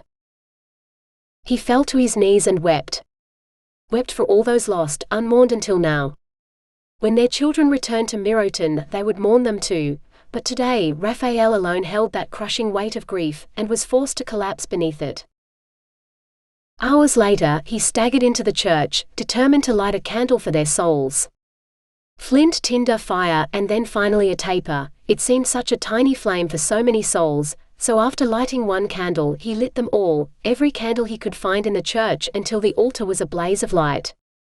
Even that wasn't enough, and Raphael stumbled out into the street again, looking to the skies for something, anything, a sign that this was all part of some plan, that so much sacrifice could not have come without some reward. Or why had so many died? A gust of wind blew past him through the open church doors, snuffing all the candles out in one breath. Much like the plague had taken the lives of the people Raphael had tried to pray for, though the words would not come. Wings flapped high above. A flock of some night birds, ghostly white, drifted overhead, toward the lake. Swans. They must be swans. Raphael's heart soared, and he sprinted for the beach. 22. Swanhild circled the town, looking once again for signs of life, like she did every time she came to Miroton. All the snow had melted away in the spring thaw, and she knew as well as anyone in Miroton that once the spring sun had dried the roads, they would show no footprints until the next autumn rains fell. Just like every other night, the only light came from the full moon above. Swanhild shook her head. The queen was mad, as she knew well. No matter how much she wished he was, Raphael wasn't here. She coasted into land, skimming the water as she slowed before settling in the shallows. If she'd known flying was so much fun, she might have asked Mother to transform her into a swan sooner. Or a more agile bird, like a falcon or something. When she saw her again, she would ask. Once again she felt the urge to walk through town, checking her house and the apothecary shop, in the faintest of hopes that she might find some clue to where they'd gone. She knew there'd be none, for surely if there was anything to find, she'd have seen it by now, but hope burned eternal. She would walk the streets of Miroton one more time. She stepped out of the water, surprised to find that it was the same patch of shore where Mother had first turned her into a swan. Swanhild had the strangest sensation that if she but took off her cloak, she would be herself again, and the world would be as it was before. So strongly did she feel it that she reached for her throat to unclasp her cloak, only to discover that her wings were useless. Hissing a curse, she set to work on the clasp with her beak. She could feel the bump where it should be, but no matter how hard she pecked and tore at it, it wouldn't budge. She hissed again and set off for her mother's house. She'd find something there that would help her take her cloak off. Swanhild? Is that you? She turned, at the sound of a name she hadn't heard in far too long, from the lips of someone who couldn't possibly be. Raphael. 23. A single swan stepped out of the water, walking up the beach with a measured step that reminded Raphael of Swanhild. This swan had a strange band about its head that gleamed in the moonlight, almost like a crown. It unfolded its wings, feathers spreading like fingers as it reached for something on its breast. It tried a few times, but whatever it wanted to do, it appeared that it couldn't, and the frustrated bird hissed something that had to be a curse, exactly like Swanhild would. Swanhild? She twisted her head around to try to reach whatever it was that her wings couldn't grasp, so it took her a moment to right herself. One piercing eye regarded him as she honked softly 3 times. "Let me help you with that," Raphael said to the swan, dropping to his knees before her. She spread her wings wide, as if warning him away. He half expected her to buffet him with her wings, like a normal bird would do, but instead she puffed out her chest and touched the offending part with her beak. In the moonlight he could see what looked like an ivory brooch, gleaming against her feathers. He fumbled with the clasp, wishing he'd thought to bring a lamp so that he might see better, but finally he managed to yank the thing free. The swan flapped her wings, then uttered the most horrible cry. Her features blurred, before it was no longer a swan but Swanhild standing before him. "Raphael. Are you really here?" He had no words, but he could and did wrap his arms around her. His lips found hers, and he drank her in like the first draught he'd had in 3 years. Nay, in forever, for that's what their time apart had felt like. They could not shed their clothes fast enough, and it was but the work of a moment before he felt her body against his on the sand, ready and willing and wanting. She pushed him onto his back, straddling his hips as she took him the way she liked best. The heat of her around him, moonlight gleaming on her breasts as she rode him to the peak of her own pleasure, was more than he could bear, and his cry of joy mingled with hers as they came together. Still breathless, she leaned forward to kiss him, then rose. "I want to do that again and again and again, until neither of us can walk anymore. But next time, I want to do it in a bed." Raphael grinned. "The only mattresses left in town are the ones in Mistress Sarah's house. I'm sure she would not mind." Swanhild looked surprised. "She lives then? And the others?" Raphael nodded. "All the other survivors took refuge at the Cloister of the Holy Innocents, a castle high in the mountains. Not everyone survived though. I'll show you tomorrow. Tonight it's just us here and we can do as we wish. I wish to make love with you, to feel you inside me until I forget everything else but you and me," Swanhild said. Raphael laughed. "Then I will become as one of those desert jinn and grant your wish in one of Sarah's soft feather beds." "Oh yes." 24. When Swanhild awoke in an unfamiliar bed, her body ached in places she'd forgotten existed. And she could think of nothing but Raphael. His lips, his hands, his body, his voice, caressing her until she begged for more, for she would never ask him to stop. Such a beautiful dream. "I brought your clothes. We left everything on the beach. Oh, and some water to wash with. I thought you might want to dress before I showed you the churchyard." She looked up, and he was there. "Every night I dreamed of you, wishing you were there with me. Is it over now?" He sat on the edge of the bed and leaned in to kiss her. His lips tasted salty sweet, and she wanted. "It is indeed over, my dearest friend, my only love, my soon-to-be wife. Come back with me to the castle and we will make the priest marry us, so that we may do this again every night, and you need never dream of me again, for I will be right beside you, only a whisper away." Tears sprang to Swanhild's eyes. The Mad Queen had been right after all. Raphael was really here and hers, and nothing and no one would ever part them again. Not king or queen or even her own mother. "Is my mother, is she?" Swanhild began, not sure how to finish. "Dress and I will show you," Raphael said. He'd brought her the silk and lace court gown, that decadent thing that seemed so out of place on her or here in Miroton. And yet, that's all the clothing she had, so she slipped it over her head, tying the many laces herself until it fitted her just as it had before the king. The crown lay beside her pillow, a heavy half-circle of silver that rose up to a jeweled point in front.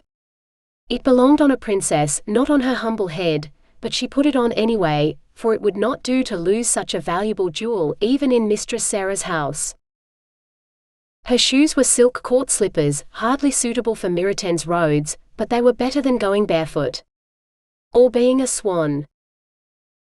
She twisted her hair up onto the back of her head, pinning it to keep hair and crown in place, before venturing out to where Raphael waited. His eyes lit up at the sight of her. "You look like a princess or an angel. Having seen you naked, I had not thought you could ever appear more beautiful to me than that, but looking at you now, where did you find such a gown, Swanhild? Or that crown? Will you wear it to our wedding?" So much to say, and Swanhild knew that once she started she would not stop, but she did not want to tell her tale more than once. First, show me to my mother. Then I will tell you both about the gown and the crown and my life as a swan." Raphael nodded gravely and led her to the church. To the rounded hill where once there had been flat ground, topped with a stone cross with edges so sharp they cut her fingers when she gripped it. Swanhild watched a blood droplet well from her fingertip, before closing her eyes and sending her magic sight out to find her mother. The magic flew out wide before coalescing back around Swanhild, sinking to the ground around her slippered feet. Then it sank into the mound and she knew. "My mother?" She let out a sob. "I'm sorry, Swanhild. The spell she cast to turn you into a swan took too much out of her. She was already weak from the plague. After Isabel, she was the second person in Miroton to die. With her last breath, she made me promise to protect you, and I will. I swear I will." A grave so large held more than one body, it must hold half the town if not more. So many friends and their families, people she had known all her life. Gone. Raphael took her in his arms as she wept for all she had lost. All they had lost. So much, so many, and yet they were still here.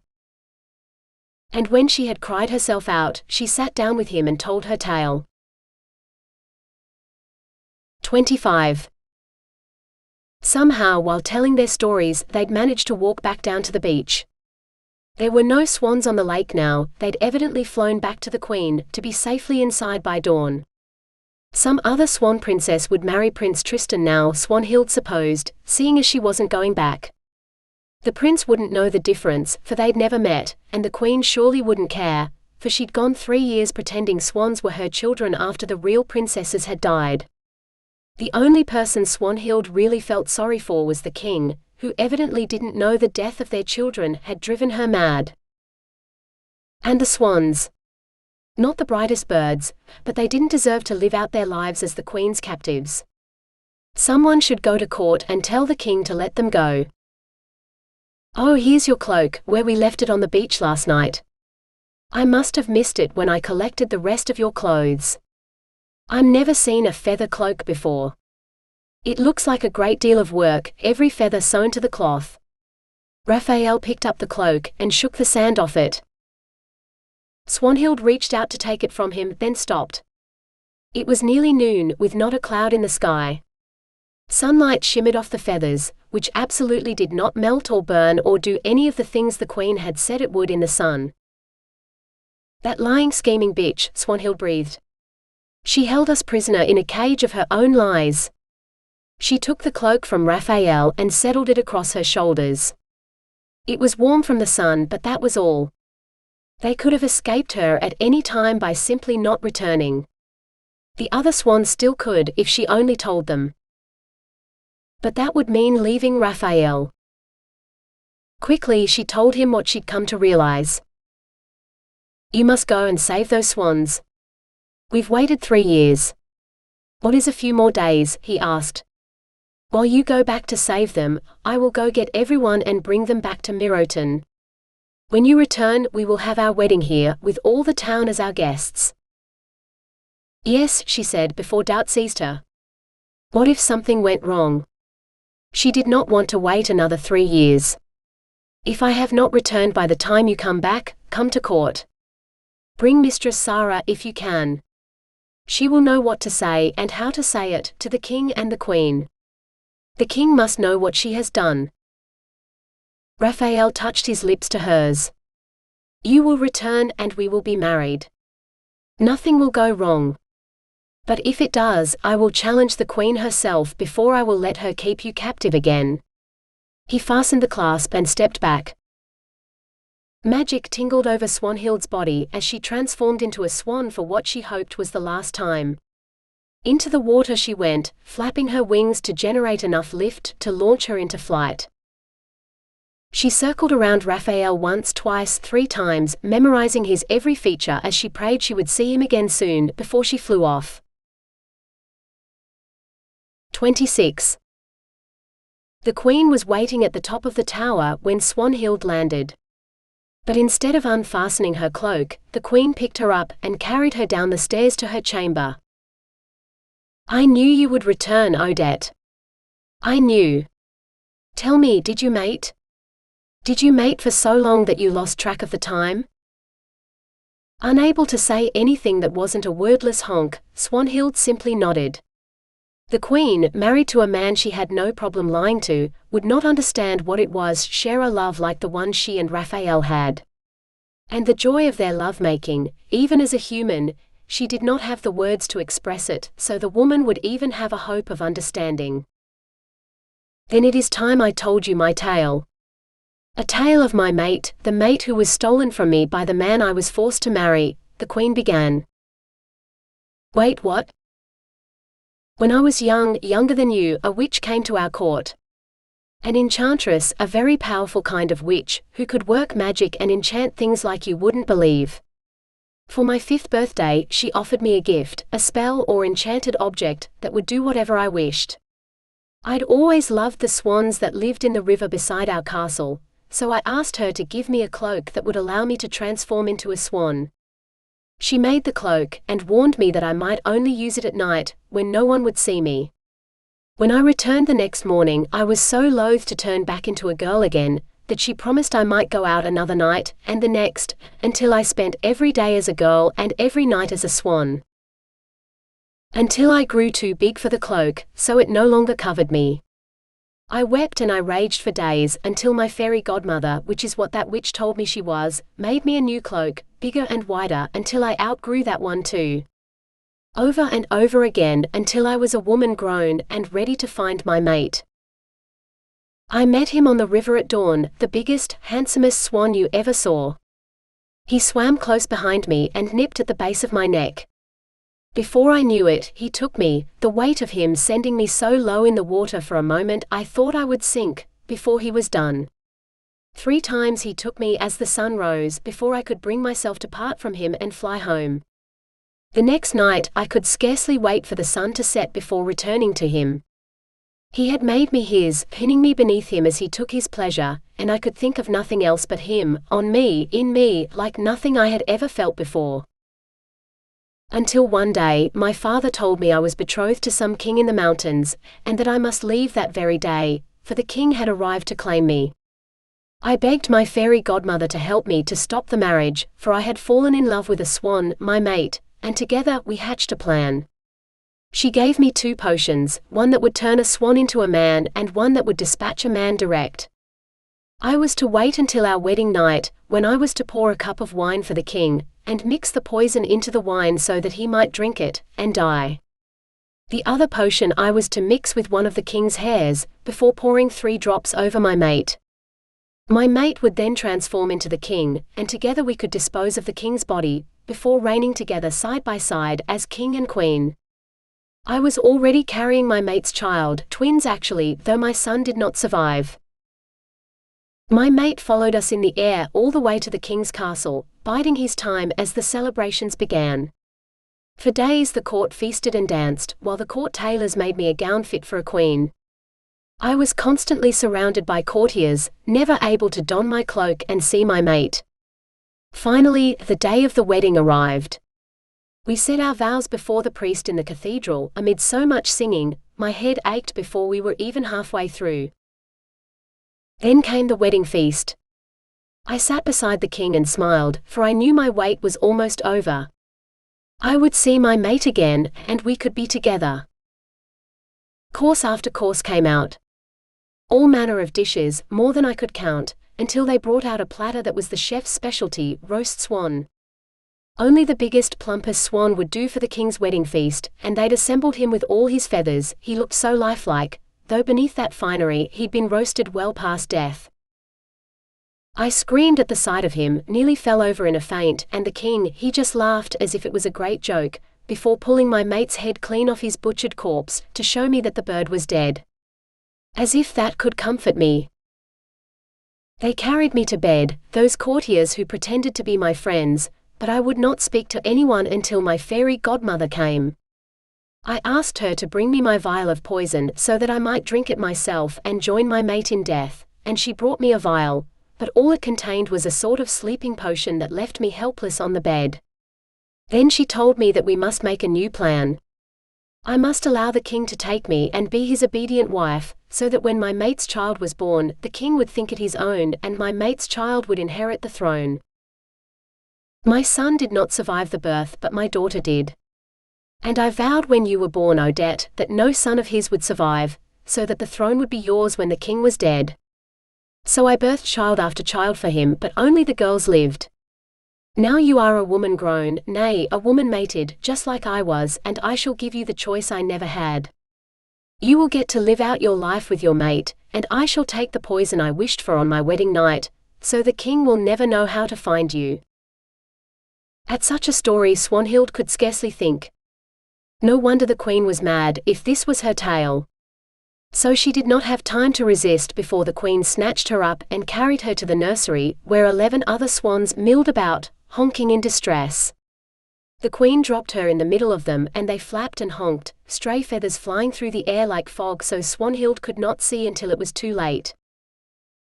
A vial tinkled to the ground, shattered into 100 shards, followed by a thump as the queen's body landed atop it, gasping for a breath she could not take, for the poison had stolen it from her. Fly, Odette, she gasped out before her eyes closed for the final time. No, no.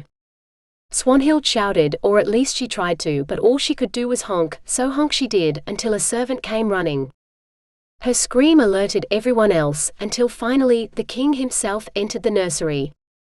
He took one look at his queen, then a longer look at the room full of swans, before he shook his head. Someone see to the queen.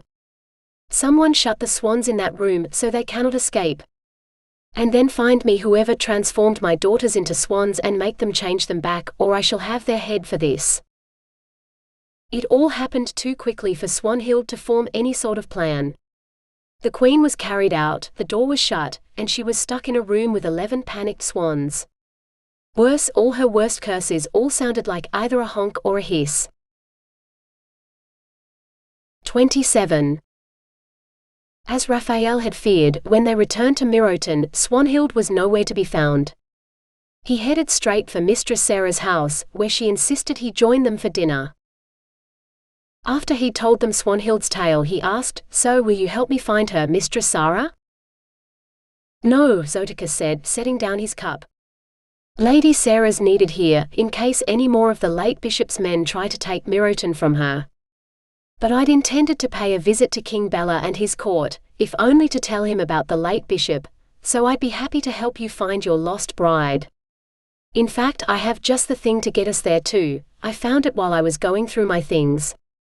It's been so long since I'd seen it, I'd forgotten about it, which is just as well, seeing as this thing has a habit of toppling cities. Not to mention the emperor would kill to get his hands on it. Would you believe I found it in a Rialto canal? I think if we arrive at night so no one sees us, and I put it back into my bag when we arrive, we might be able to risk it." None of this made sense to Raphael, but he wasn't going to refuse Zoticus's help. When he saw what Zoticus had found in a canal though, he did wonder if the man had gone mad. "That's a wooden horse," Raphael said, walking around it, hoping it might look like something more than a worn children's toy if he but looked at it from the right angle, but nothing changed. "I don't see how it will help us." Zoticus climbed onto the horse. "That's because you've never seen it fly." He touched something on the horse's neck, and it rose several feet into the air. "We're going to fly a wooden horse to court to rescue Swanhild?" Raphael asked. Maybe he was the one who was mad, for even considering this. "Well, unless you can cast portals like an enchantress, it's the quickest way to reach it. And you did say the king thinks your bride is his daughter, and he wants her to marry some prince." Raphael grabbed the horse's tail and hauled himself up behind Zoticus. "I lost her once. I won't lose her again." Zoticus laughed. "Never underestimate a witch, boy, or any woman who truly knows her heart. If she wants to marry you more than some prince, she will stop at nothing until things work out in her favor. You'll see. If we arrive in time."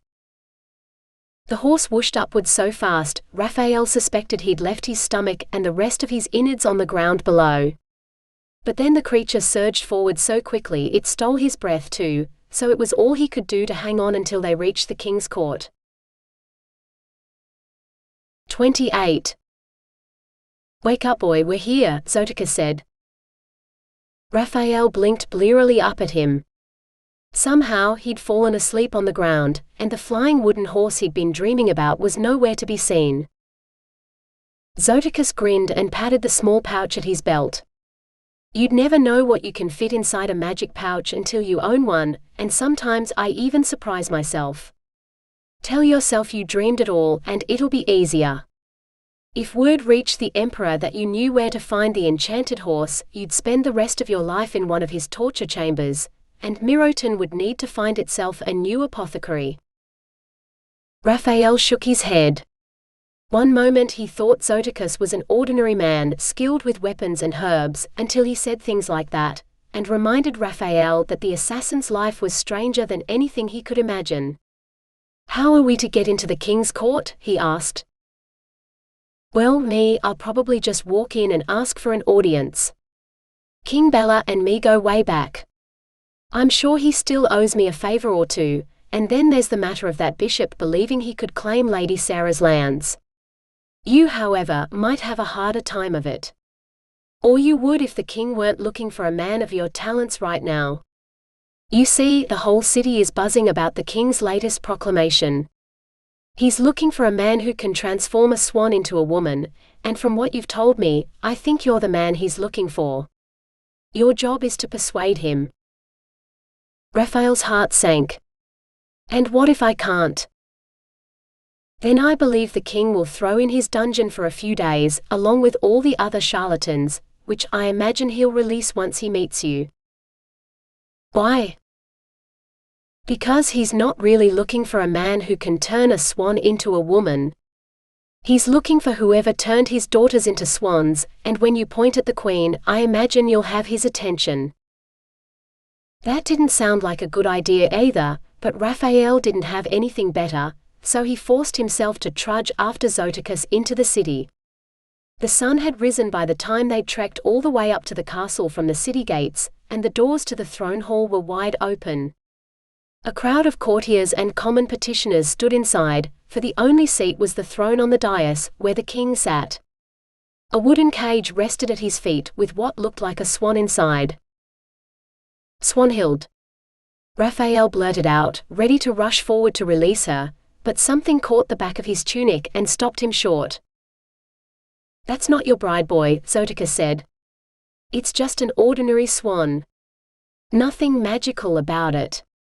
The king's gone through a dozen birds already, and this one here's lucky number 13. Several have been poisoned by charlatans' potions, a couple were burned, one managed to break out of its cage and fly out of the hall, and I don't know what happened to the others. Nothing good, as I understand it. Which is why he's using normal swans to test people, before he lets anyone near his daughters. He's got no sons, you see, so he needs those girls to marry and give him an heir." Raphael didn't want to think about what the king would do when he found out that his daughters were all dead. "You go up to talk to the king. I'll speak to the herald, so he'll announce me when it's my turn. Don't worry, I'll find you when it's time to leave," Zoticus said, strolling through the crowd as if it didn't exist.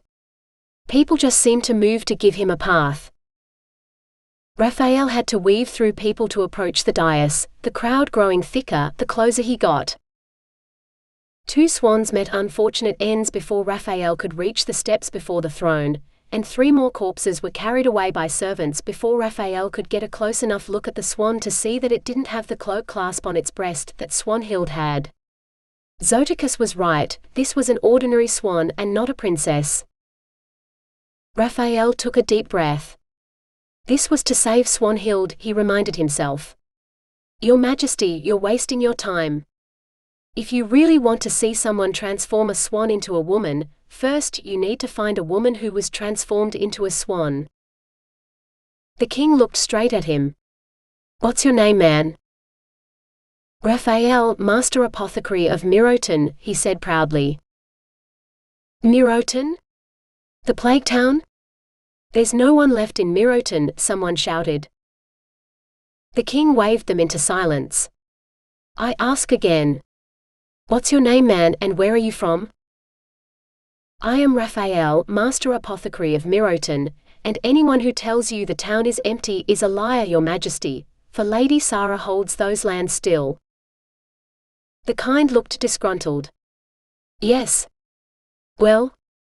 Be that as it may, there is the matter of this swan. Master Apothecary, can you turn it into a woman? No, your majesty, for it is nothing but an ordinary swan. But if you have a swan who only wears that form because of some spell, who was once a woman, then I may be able to help you. The king beckoned to one of his guards. Take him to the dungeons. He knows something. Have him questioned. 2 guards seized Raphael by the arms and started to drag him away before he could protest. Master Zoticus, the herald boomed, and everyone from the king right down to the guards bracketing Raphael, froze. Master Zoticus, the king said, as the man himself strode into view. To what do we owe this honor? I've come to swear fealty. I believe it's customary when one of your landholders marries, and while the lands are my wife's, I thought it might be nice to come and do a bit of swearing anyway. With that, Zoticus knelt, rattled off the vows, and rose to his feet again. The king appeared perplexed. You have a wife? Zoticus beamed. Oh, indeed I do. One of your most loyal landholders, Lady Sarah of Miroton. Why, would you believe the Bishop of Rialto tried to spread a plague across her lands, and take them for himself? Of course, being the virtuous lady she is, God was on her side, not the vile bishops, and struck him down for his crimes.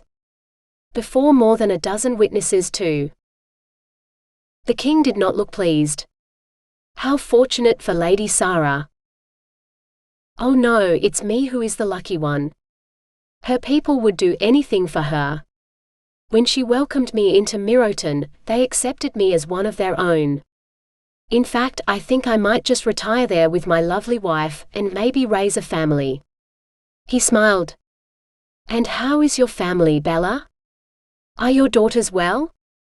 What about your wife? The king rose abruptly. This audience is over. Master Zoticus, if you will join me. The guards remembered themselves, and resumed dragging Raphael out of the hall. Zoticus snapped his fingers. You too. Release my apothecary. He may be of service to the king. The guards let go of Raphael so quickly, he landed on his backside. Before they could seize him again, he was on his feet, dusting himself off, running to catch up with Zoticus and the king. He reached them just in time to hear the end of the king's tale. And she was dead. Dead. All my daughters turned into swans. I could not make any sense of it, and worse, there is not a single person who witnessed what happened who can explain it to me. The king shook his head. I offered untold riches, his own weight in gold, and a princess for a bride if any man could change them back, but all I get is burned feathers and dead birds and fools. If your apothecary can do something for them, I will double the reward. Give him a place at court. Anything to the man who can give me back my daughters. He gestured at the door in front of him. They're in there. Please, Master Zoticus, if you or your apothecary can help me, I will be forever in your debt. I will give you anything you ask. Lands. Titles. Anything. Zoticus waved Raphael forward. You hear that? The king wants to be indebted to you. That's not the kind of offer you refuse. Especially if you're looking to get married and start a family. Raphael took a deep breath and pushed open the door. 29. Swanhild felt like she'd been flying around forever. First to the window, then to the door, but she couldn't open either of them, for the door was bolted from the outside and her wings were not strong enough to push the window shutters open. Yet she had to find a way out, to free the other swans and fly back to Raphael. If she could only take her feather cloak off, she could throw open the shutters, but no amount of pecking at the clasp would make it release her from her feathered prison. She cursed the queen, whose madness had imprisoned her here, and she cursed the window shutters, for every time she flew at them, feathers tore out of her wings, so that she could almost see her skin where only feathers should be. No, it looked like human skin, an arm beneath the feathers. What if she could tear the cloak off, instead of unfastening the clasp, would that help her return to her true form? It was worth a shot. She flew at the window, slamming her body against the shutters again and again until her bones ached, and feathers flew everywhere. Too many, she could not stay aloft on what was left, and she plummeted to the ground, landing on top of several other swans. The birds squawked and flapped, attacking her and each other in their panic. Beneath their onslaught something tore, and she saw her hand, then an arm. Swanhild threw herself at another group of birds, sending the whole room into a frenzy. Beaks tore at her, wings beat her, and Swanhild staggered to the window, hand outstretched. The shutter, if she could only unfasten the shutters. But while one hand appeared human, she was still only the height of a bird. This would not do.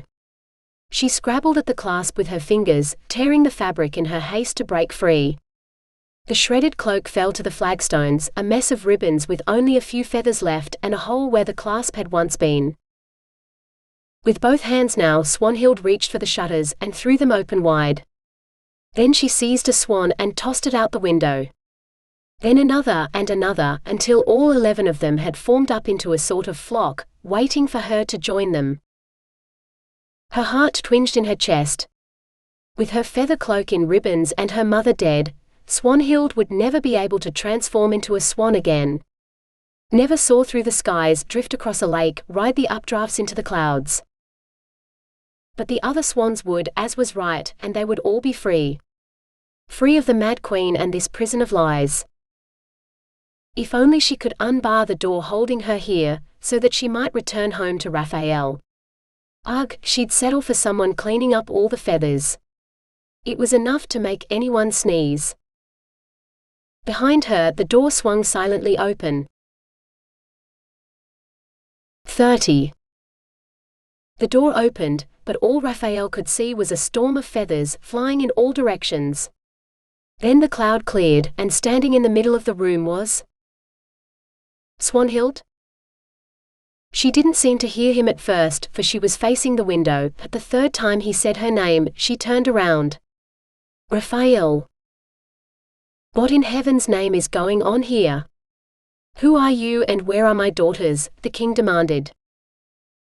Swanhild winced, then dropped a curtsy, as prettily as any courtier. Your Majesty, I am Swanhild of Miroten. Perhaps I can shed some light on the matter. She ducked her head. First, my condolences on the loss of your queen. She was quite driven mad with grief, I believe, when the plague killed her daughters. But not the swans, the king blurted out. The swans you saw in here were not your daughters, but birds that had been bespelled to look like your daughters. When the queen died, the spell wore off, and they were trapped in here until I released them. The poor birds were quite frantic. If they were stuck in here much longer, they might have hurt themselves. So where are my children? I believe if you sent someone to your hunting lodge on the lake near Miroten, you will find where they are buried. They died of the plague, Your Majesty, for which there is no cure. I am a herbalist, and my betrothed is an apothecary, and while we do all we can, we cannot cure the plague. She bowed her head. I am so sorry for your loss. But my children. Zoticus stepped up to the king's shoulder. Bella, I think this is where you command your servants to bring you a cask of your strongest wine, and together we drink to the memory of your wife and children. I've pieced together much of this tale already, but you deserve to hear it all.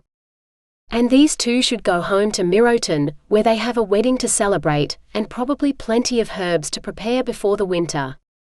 In fact, that vile Bishop of Rialto was responsible for your daughters' deaths, even as he tried to rob my wife. Would you like to hear how he died? Zoticus threw an arm around the king's shoulder as he began his tale, shooing Raphael and Swanhild away. Raphael looked at Swanhild, who shrugged. So we go home? She asked. If the king lets us leave, yes. And what then? We just settle down in Miroton and live our lives again? After all that has happened? Raphael wrapped his arm around Swanhild's shoulder. First we get married. Then we spend at least a week in bed together. Maybe even 2. Then we start our new lives together. And after all that's happened to us, I mean to spend the rest of my life making you happy. I made a promise to your mother. Did she threaten you with the devil or her ghost? She didn't have to. I love you more than the moon and all the stars in the sky. I love every part of you inside and out. You are my only love because I love no one else, and I never will. I mean to make love to you every morning and every night, and spend every hour between making you happy. If you'll still have me, Swanhild. Yes. 1,000 times yes. This has been Feather. Swan Maidens Retold. A Tale in the Romance, a Medieval Fairytale series. Written by Demelza Carlton. Autonarrated by AI Charlotte from Google.